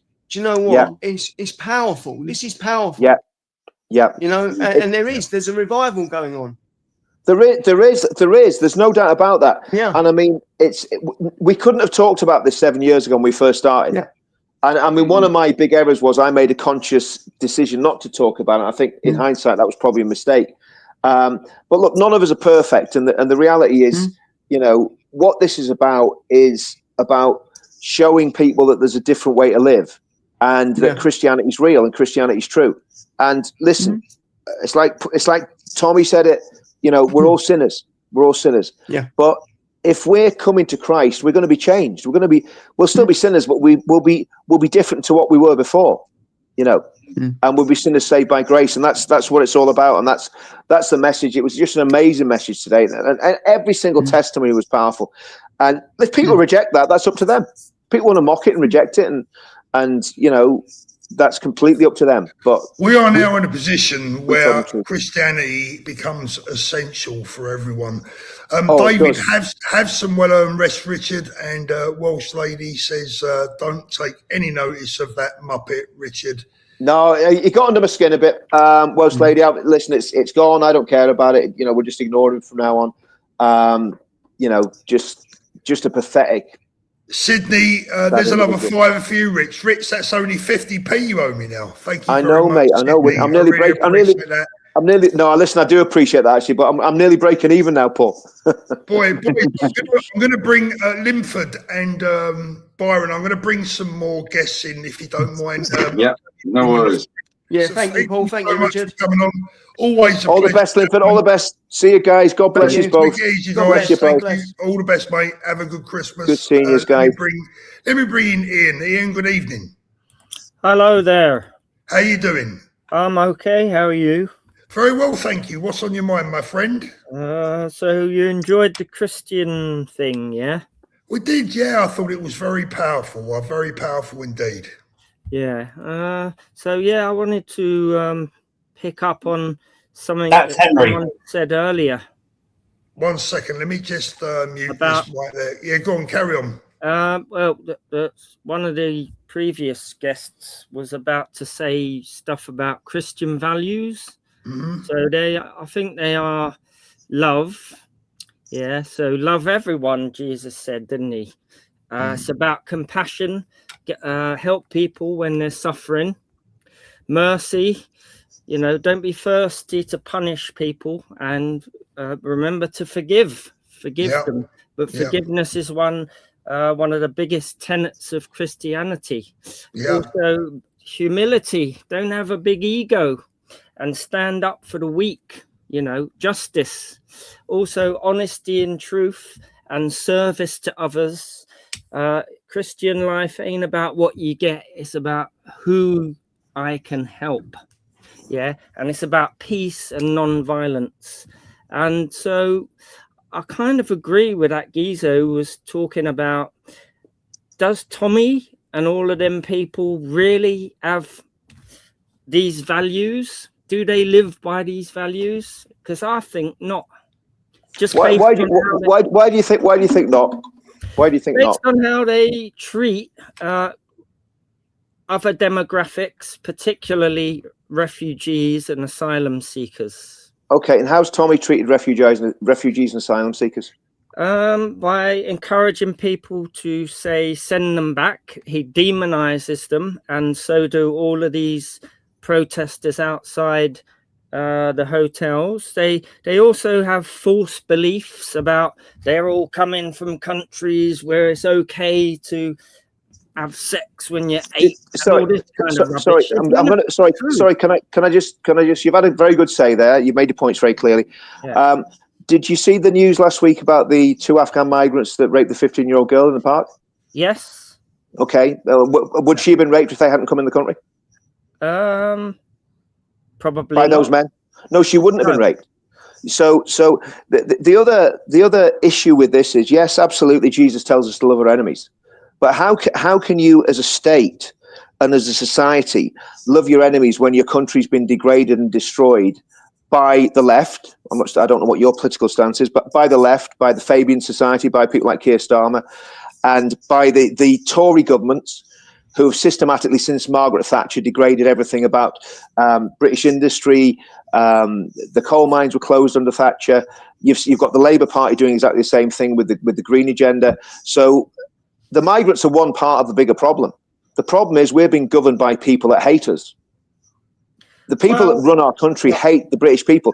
The Labour leadership hates the British. Well, I haven't finished saying what I'm saying. The Labour Party hate the British people. You can tell by the way they behave. They've done nothing to stop the migrants crisis. Can I just ask, do you own a house? Why do you want to know that? Well, it's just a question. I'll tell you, I own a house. Do you own a house? Well, I'm not going to say. Okay. Aspirationally, would you like to own a house? Well, I'm not going to say. Would you like to have a family? I don't see my. No, these things. I tell you why these things are relevant. Would you like to own a house? And I don't know how old you are. Would you like to own a house and have a family? Can I just respond to that question? I want you to respond to that question. Would you like to own a house and have a family? Well, I already do. There you go. That's good. Okay, you already do. Okay. Now, a lot of younger people, I don't know how old you are, a lot of younger people cannot afford to get on the property ladder. Yes. And the reason they can't afford to get on the property ladder, there's a lot of reasons, but one of the reasons is that rents and property prices are going through the roof because of the migrant crisis. Now, these people coming across, sorry, let me finish. These people coming across on dinghies are not refugees. A very small number of them might be. How do you know? Well, that's the point, isn't it, my friend? We don't know. No, hold on a minute. Let me finish. They're throwing their they're throwing their passports over. But no, I'm making a very pertinent point, because that's what they do. They throw their passports over. They throw their passports. Show me yes, some evidence. we have. Oh, listen. Listen, there's absolutely documented evidence. Right, boys, please stop. Right, listen, I've got to referee this. Richard's putting a great point over. Ian has been brave enough to call in, so I want one at a time, please. I would really appreciate that because I can't listen to two of you shouting at each other. Ian, do you want to respond to what Richard has said so far? Because for me, he's made. Yeah. Okay, so he's that's why I want to come in, because I want you to explain. Yeah. Because I think Richard is making some superb points that are absolutely correct. Right. But to be fair to you, I want you to answer them one at a time. So far away. Okay. So going back to the migrant thing. So he brought up someone getting raped by a couple of them. Yes, that's true. And some of them have committed crimes. But this is an example of demonization where all you do is pick out the bad stories with regards to asylum. Where's the good ones, Ian? Ian, where's the good ones? Well, exactly. People don't want to paint positive stories about these people. They want to demonize them. Secondly, well, it's your chance to give us a positive one. Give me a positive one. Right, then he went, well, there's loads. I could give you one I read the other day where asylum seekers saved a woman on a beach who was sinking in the sand and the tide was coming in. She couldn't get out and they went over and saved her life. Anyway, that's just one, right? It's an old tactic, by the far right, that to demonize people and scapegoat them and make them the cause of all of our problems. Even him up there with the glasses, I've forgotten his name. Richard. Yeah, well, I haven't forgotten your name, Ian, so if you're going to be polite, you wouldn't be forgetting his name, would you? No, let me finish. Yeah. And so he went on to say about the housing crisis. Yeah, it's caused by the migrants. He actually made the connection. And then he said, they're not refugees. First of all, the majority of asylum seekers who land on these shores are granted asylum because that doesn't mean they're refugees. That means they're gaming the system, Ian. They're gaming the system. No, I can respond to questions that you're saying. I can respond to questions that you're saying. Let me get to the end and do what I did. Make a note of all these things, and I'll address them one by one. And so the majority, of people landing on these shores in dinghies are granted asylum. That means they have refugee status. That's the majority, not all of them. And so the rest of them are sent back or sent wherever, which is made more difficult, by the way, by Brexit because of the Northern Ireland, the Dublin agreements. Because of the Dublin agreements, we don't have the ability now to send them back to their first place of landing. Hang on, I'll get to the end. You're doing exactly. I want to respond to that point. I want to respond to that point. Hang on, I'll get to the end about the housing. The housing crisis is not caused by migrants. We all know, when you actually think about it, there's enough money in this country to build lots of houses for everyone, but the governments don't, and the private landlords own all the houses, and so they charge extortionate rents, and that's why it's hard to get on the property ladder, not because of the migrants. There's enough money to feed, clothe, and house everyone in this country if we so chose to. Richard? Yeah, well, let's get back to there's two issues there. First of all, you mentioned the Northern Ireland Protocol. It wasn't a Dublin Agreement, it was the Northern Ireland Protocol, okay? The Northern Ireland Protocol was not part of Brexit. It was because the British government panicked because Leo Varadkar, the Irish PM, was making threats that the IRA would be resurgent and would start bombing London, Belfast, and other towns and cities in the United Kingdom.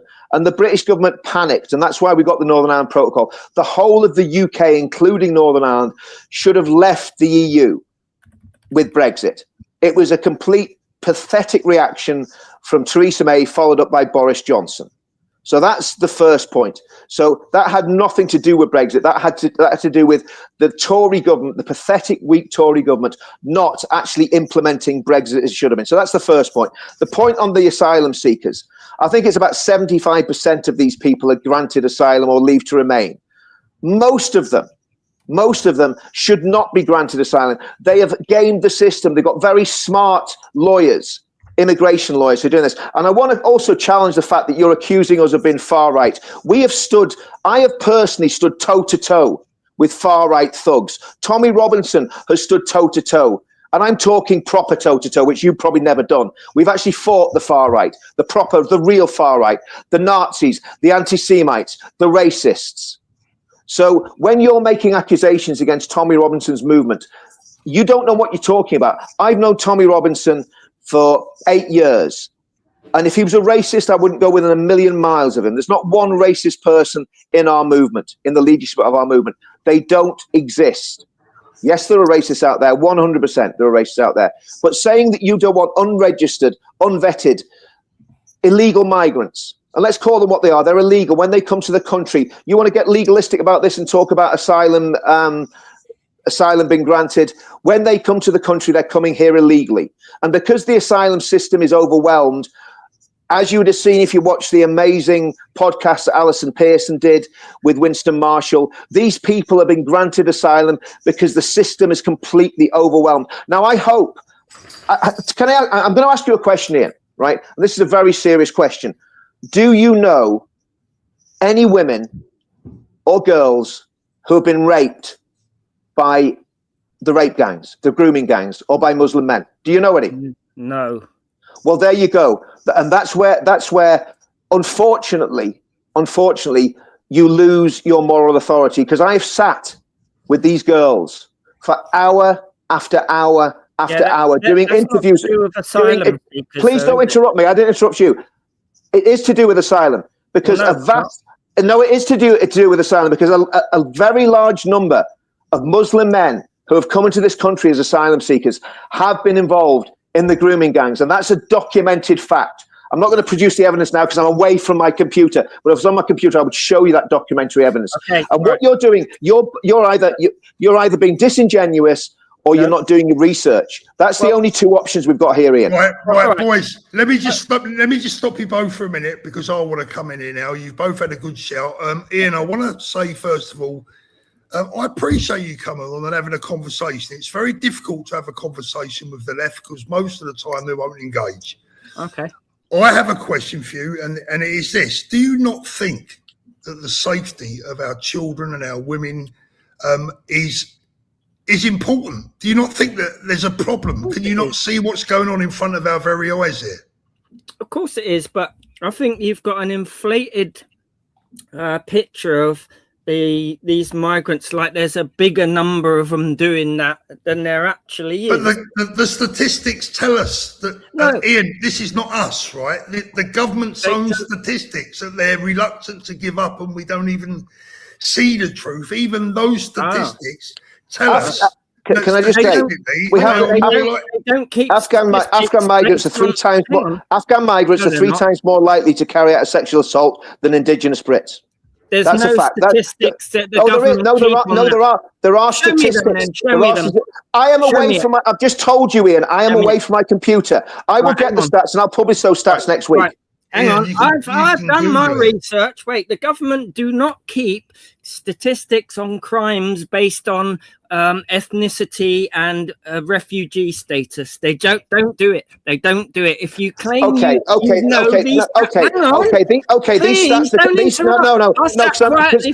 I'm answering it. These stats are coming. These stats are coming from a migration think tank. Okay, I will get the stats for you. But they're coming from a reputable migration think tank that's working with peer-reviewed documentation. Right. Okay. Well, I'd like to see it because I keep hearing there's a stat for this, and it's all to do with connecting migrant and refugee status and where they come from with crimes. The government do not take those statistics. Let me come in here, Paul. This is an important point. I'm going to give you a statistic. 2 Afghan migrants raped a 15-year-old girl, and it went to court last week. There's a stat for you. That's a fact. Okay. That little girl would not have been raped if your friends in the rubber dinghies hadn't come across the channel. Yeah, but what you're doing is using an example of a terrible crime that couple of these people have committed to kind of generalize to the rest of them and want to send them all home. That's equivalent to saying we should ban cars because people get run over in them. Like, well, we know you. Well, Ian, the government banned guns because one person ran around and did a stupid thing. Well, that's what he's doing, and so I can see we should be Christians and accept people because we love them as other human beings under God and give them a helping hand. That's why they come here, because they know we're great like that. Ian, which God is that?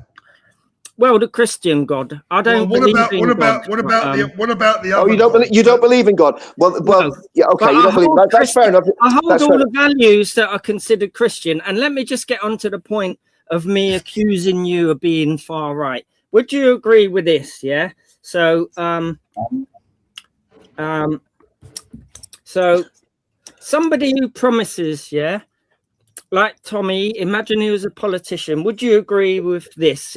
Tommy's not a politician. Yeah, I know, but is this his position? That imagine he could promise national restoration in the face of humiliation by the immigrants, the leftists, the liberals, the minorities, the homosexuals, the women, in the face of what the leader says is a takeover of the country's media. I am going to interrupt you there because let me, Paul, just mute him for a minute because I want to respond to him. No, because you're talking rubbish. Okay, let me tell you something, right? Tommy Robinson is not a homophobe. Tommy Robinson is not a racist. Okay, Tommy Robinson does not discriminate against people because they're women. Tommy Robinson is none of the things that you're claiming he is. Tommy Robinson has examined the doctrines of Islam and has a very real issue with the doctrines of Islam if they are practiced under Sharia law, or if they're practiced to the extent that young girls are getting groomed and raped by gangs that are 90% Muslim. That's what Tommy Robinson's about. He is not going after people because of their skin color. Okay? Ian, you can come back now, mate. Right. Okay. So just to finish the sentence, and so you're not listening, are you? You're not listening. I'll get to that. Richard, you keep interrupting me halfway, then expect me to answer you fully. Like, you know what I'm saying? So, like, if a leader's saying, yeah, this country is under attack, the media, the cultural institutions and schools, by all those forces, the leftists, the liberals, the immigrants, all of that, do you kind of go along with that? No, this country was once great. I've just told you that Tommy Robinson is not against multiculturalism. He said that very, very clearly. Tommy Robinson is on record as saying multiculturalism hasn't failed. What the failure is the importation of millions of people from a religion and a demographic and a culture that is 100% diametrically opposed to British values and culture. Now we could get onto the evils of the left, and we could look at communism and look at the graves that communists have filled in the last 150 years. And we could do that all night, because as much as I hate fascists and Nazis, and I hate them, as much as I hate fascists and Nazis, I'll rephrase that. As much as I hate fascism and Nazism, I also hate communism and socialism, because they are different cheeks of the same arse. And the reality is, pardon? Are they coming for your children, these forces? No, but actually that's what the Muslim grooming gangs have done. Do you know how Anne Cryer is a Labour MP or a retired Labour MP? Do you know how many girls she estimated were raped and abused by the grooming gang? She was a Labour MP in Bradford. Do you know how many young girls, underage girls, she believed the grooming gangs have raped? Do you know? I don't know what she believed. Well, here's another stat that you don't know. 1 million girls. That's what Anne Cryer said. Well, she might say that, but there's no evidence for 1 million, is there?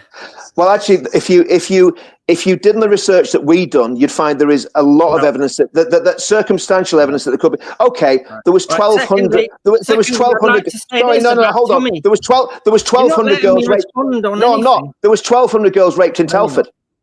1,200. Right, boys. Boys, 1 minute. I'm going to come in now, so I've got to silence you both for just a second. Ian, I want to ask you something before you go. Are you there? Sorry, Ian. Yeah, are you there? Okay, I want to ask you something, right? I'm happy to sit here as a referee and watch you guys hammer it all out, but I'm going to come in when I want to come in, and I'm going to ask you a question.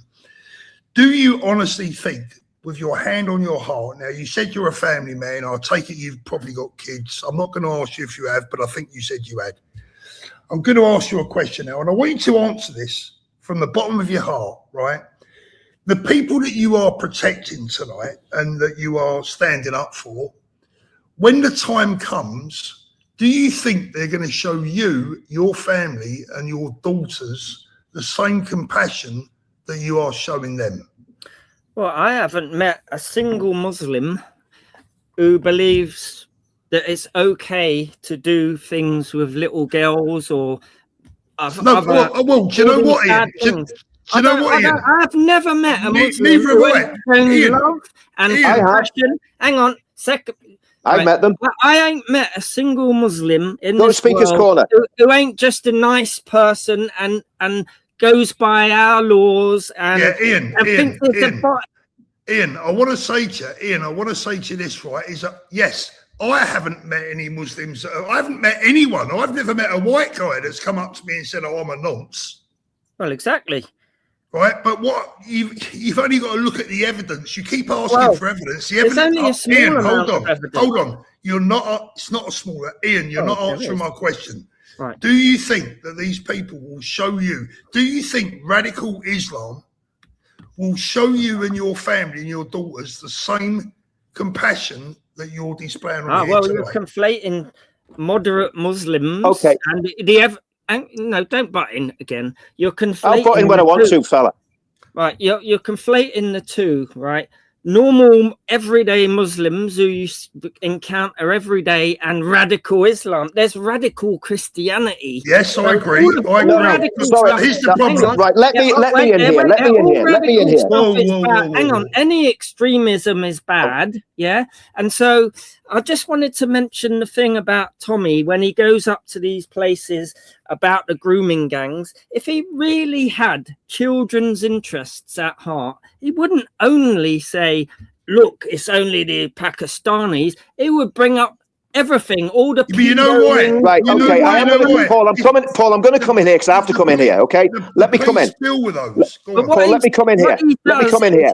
Paul, please let me come in here, right? Because I've got something to say. It's very important. This guy's not letting anyone talk. He's not listening. Are you listening? No, okay. Richard, you're both as bad as one another. Well, no, actually, because I'm telling the truth and he's lying. Now, here's the thing. Right? When you talk, let this guy talk. Let this guy talk. He's been sitting there very, very quietly, and he hasn't got love your shows, bro. All right, Craig, your mic. Craig, by the way, the reason you haven't been able to speak is your mic has been muted your end, my friend. Oh, has it? Yeah, but now I can hear you. All right, thank you. Right. Oh, bollocks. Hold on. Right, Richard, I love your show, brother. I've not watched half of them. The guy to the next to me is Henry. I've been on shows with him before. Paul, you're a brilliant guy. Don't need to listen to this flaming plankers come on. All right? Exactly. He likes to hear his own bloody voice. He's an absolute idiot. Everyone's had enough of him. If you've seen the chat, people are telling you to get him off because he's an absolute plank. And he's lying. Everyone hates him. Everyone actually hates him. Well, I would just like to say my position is the mainstream position. Henry, you're a lefty by the troll. way. Yeah, he's a lefty troll. Let me just. But I do want to answer some of his points because it's valid that we answer his points. He talked about moderate Islam. Okay, well, I would like I've done extensive research into Islam in the UK. 45% of the mosques in the UK are run by Deobandi clerics. Now, if you don't know what Deobandi clerics are, Ian, sorry, what's this guy's name? Henry, is it? This little guy in the corner? Henry. If you don't know what Henry, it's called Henry. Okay. If you don't know what Deobandi clerics are, go and look it up. 7% or 8% are run by Salafis and another 2% by other extremist clerics. So over 50% are run by extremist clerics. That sounds terrible. 75% of the Muslims in the UK are Barelvi. Now, Barelvi Islam was thought at one point to be a very, very moderate form of Islam. Okay? What we're finding now is that they have a fanatical love for Muhammad. Let me tell you something about Muhammad. Muhammad married Aisha. Now, this isn't me making this up. This isn't right-wing trolling. This is a fact in the hadiths, the authoritative hadiths, in other words, the Sahih Bukhari, Sahih Islam, the authoritative hadiths claim that Muhammad married Aisha when she was 6 years old, and he consummated the marriage, in other words, raped her when she was 9 years old. You got a Speaker's Corner, not one Muslim apologist will deny that. They just try to justify it by saying, oh, she was a very well-developed 9-year-old who had reached puberty. Then you wonder why. 80% of the men that are involved in the grooming gangs in the UK are Pakistani Muslims, also a few Bangladeshis and Somalis thrown in there. That's why. Now, I'm not going to be lectured by someone who doesn't know the facts of the case and is just coming on with his hope not hate leaflet in front of him and spewing all the nonsense, who's never spoken to any of the victims of sexual abuse and rape, and slandering Tommy, who sat with these women for hours like I did and interviewed them and talked to them and sat and wept with them when we heard of the abhorrent things that they saw. Let me just tell you about one of those women that I spoke to, Henry. She was trying to escape the grooming gang. She was about 14 years old. She was kidnapped. She was kidnapped by the grooming gang. They took her to a cafe in Telford. They took her in the back of the cafe, opened a chest freezer. In the chest freezer was the body of a little white girl. Okay?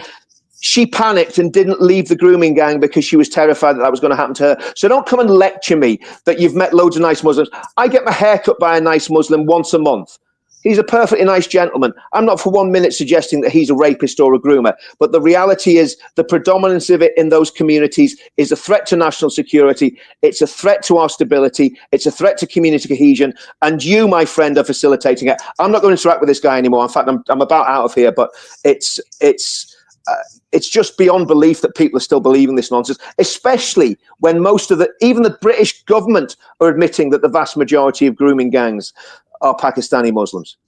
Right, Richard, hold on a minute. Right, Ian, I want to thank you for coming on tonight. I'm always polite. I'm always try and be a gentleman to everyone that, comes on and takes part in the show. I can't agree with anything you said, I'm afraid, tonight, but I appreciate you coming on. I'm going to let you go, and I'm going to bring it in Katie. Katie, good evening.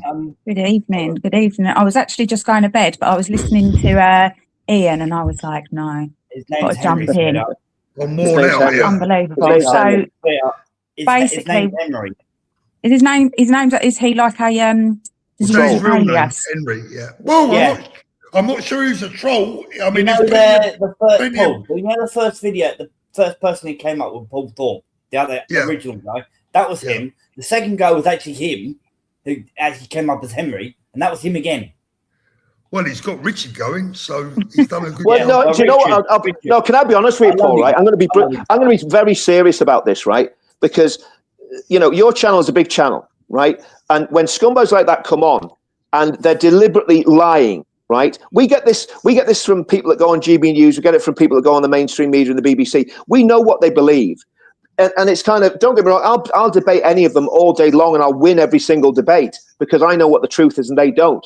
But the point is, giving them the oxygen of publicity is pretty much a thankless task because you're not going to get anywhere with it. No, you're right. The problem is, Richard, is that when you do live show, we don't have the technology, the big chat. We don't know what these people are going to say.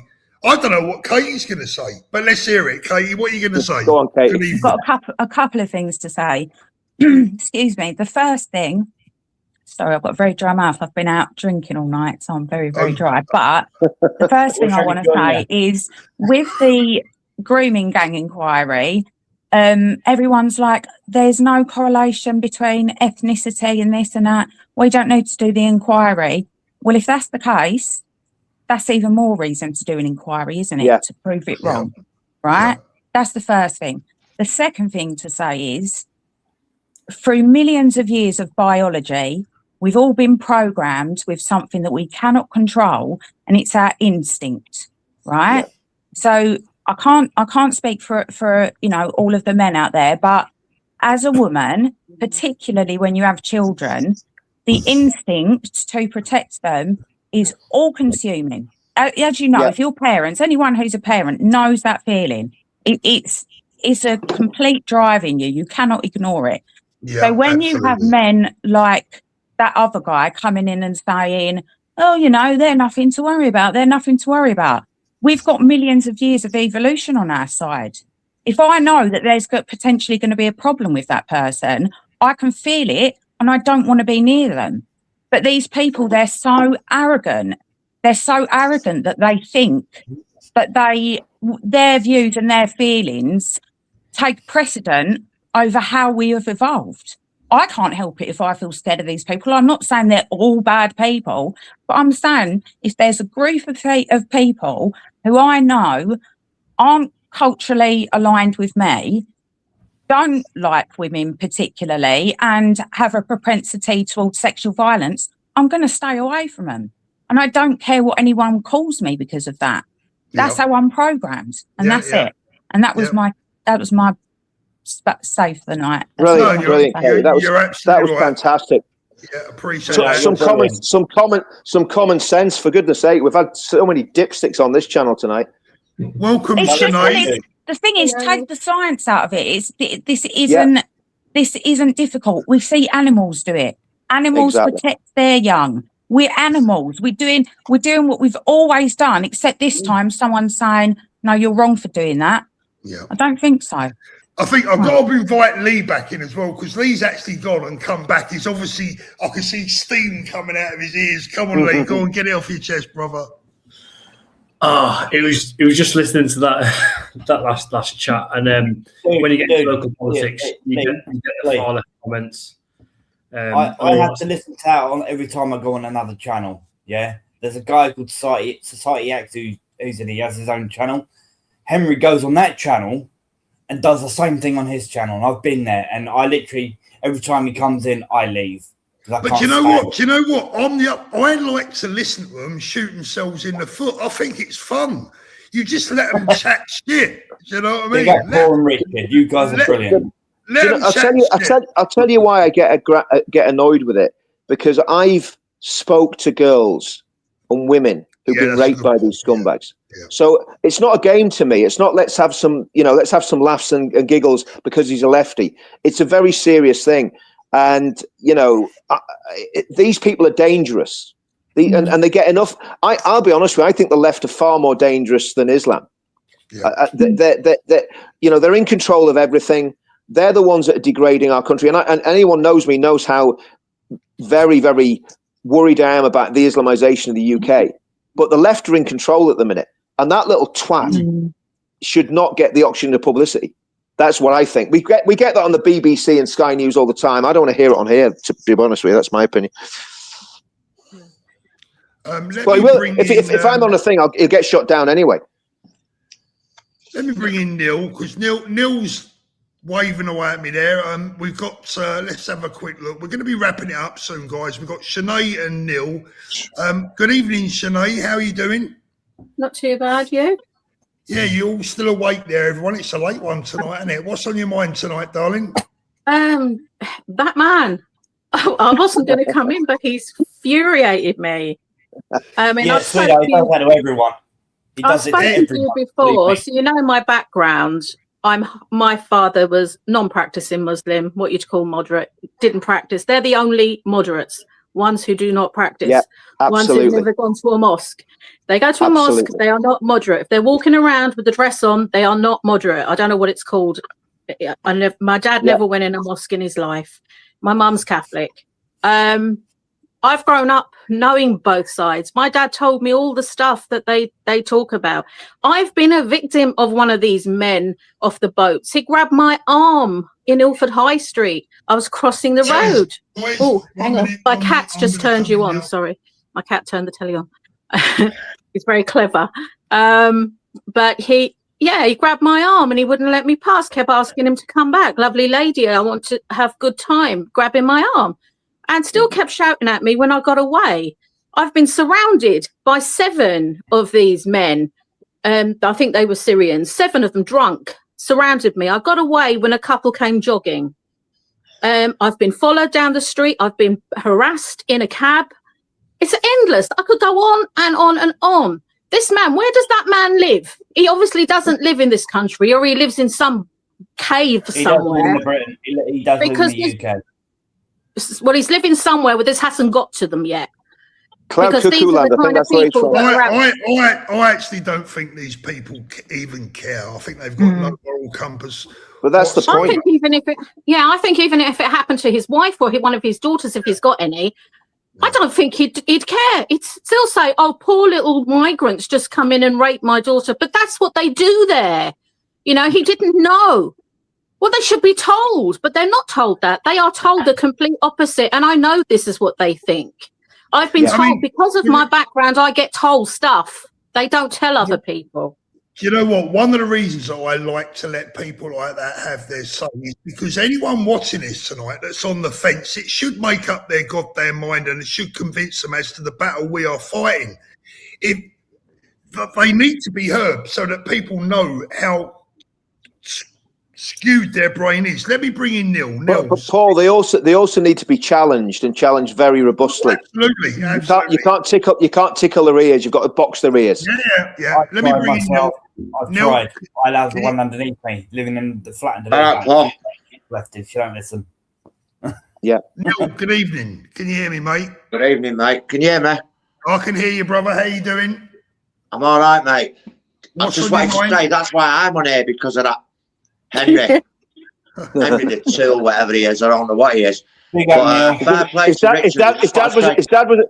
his dad was a toolmaker, Neil. His dad was a toolmaker. Richard, I salute you, mate. I tell you what, I'm 64 and I'm knocking out tonight. I don't know about next week. I'm sorry for saying that, but you know. Yeah. I just don't see why we should appease these people. And give him all the airtime. I know, Paul, you've got to hear what he's got to say. But why do we have to keep explaining ourselves as patriots to these idiots? Do you know what I mean? And like you said before, I'd go after them first before I went after the Muslims. I really would. I think it's disgraceful. Well, that's not the problem. It's people like them that are letting this happen. They They're are not the stopping problem. it. They keep encouraging it. They keep encouraging it. Yeah. They are the facilitators. Let me bring in, Lee back in. Lee, you've come back in obviously for a reason. You know, go for it, mate. So in the West Midlands, you're probably aware of some of the instances probably recently in Leamington Spa with the Afghani rapist there, and previously before that we've had things happen in Warsaw.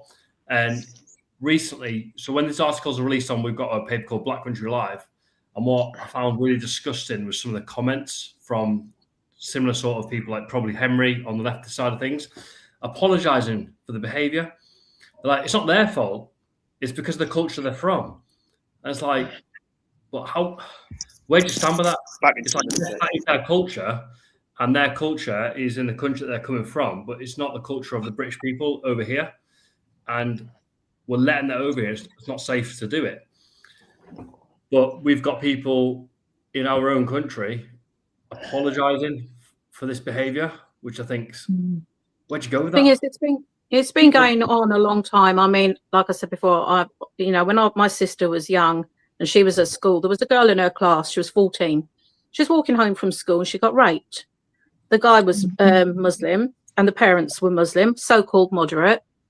They wanted her to marry him because he had raped her.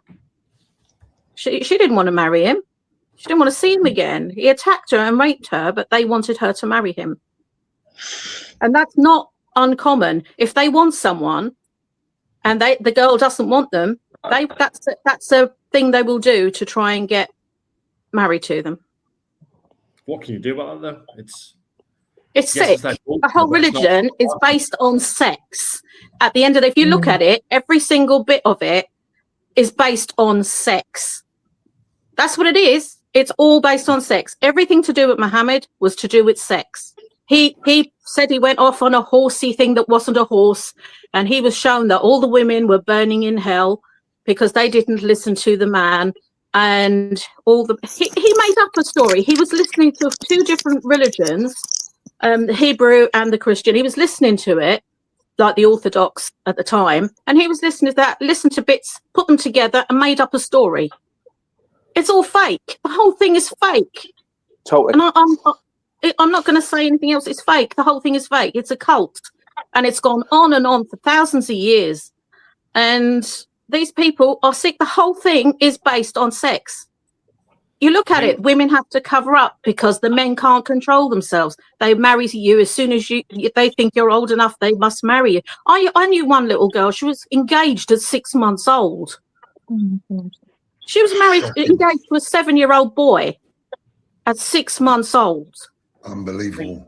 My biggest disappointment is, so I went to Iraq for 7 months. I did 13 months in Afghanistan total. So you go in there in the belief that you're stopping this sort of thing coming to the British shores and all this sort of stuff. And then 10 years later, you're seeing it in Warsaw where I live. Like it's literally on the same road, really, pretty much where you live, and you're like thinking, was that a waste of time? All the things that we were doing. Anyone served in the British forces and gone out to do these sort of things in Iraq and Afghanistan. What was the point in all that? Exactly. We've sort of accepted the very cultures that we oppose. 100%. That's the problem. I mean, it's the reality. We were told it was a global war on terror, but I mean, now they're calling us the terrorists. Yeah, and they are. Now it's all our fault. Yeah, I mean, guys, I'm gonna have to shoot because it's like I'm gonna wrap it up. I'm gonna wrap it up. Seriously, Rick, you're a brilliant guy. I love you, mate. I love your shows. Appreciate that, brother. Thank you. Yeah, God bless you. I had to come up here to say hello to you. I've been trying to say hello to you for so bloody long. I've been in your chat, said hello. You've never replied to it. So I'm like, come on, mate, gives a fist pump. There we go. Right, so we're going to say goodnight. We're going to say goodnight to Richard, goodnight to Craig, goodnight to Lee, goodnight to Neil, goodnight to Katie, goodnight to Sinead. Thank you all so much for coming on. Thanks for having me. It's been an absolute pleasure. I've got to tell you, boys and girls, tonight that was difficult to referee. I have got absolutely zero technology that tells me who's coming on, who's going off, what they're going to say, what they're going to be wearing. Richard, just don't surprise me one night and come on, start naked. Guys. Richard, are you doing one of those prayer things again? Yeah, we're going to do one next, probably next Wednesday or Thursday. Yeah, next Wednesday or Thursday. I'll look out for it. It was really nice. When I recover from this live stream. Yeah, I need a few days off. I'm not going to bloody sleep tonight now. The demo was a walk in the park compared with coming on Thorpe's channel tonight. You know what I mean? I've got to tell you,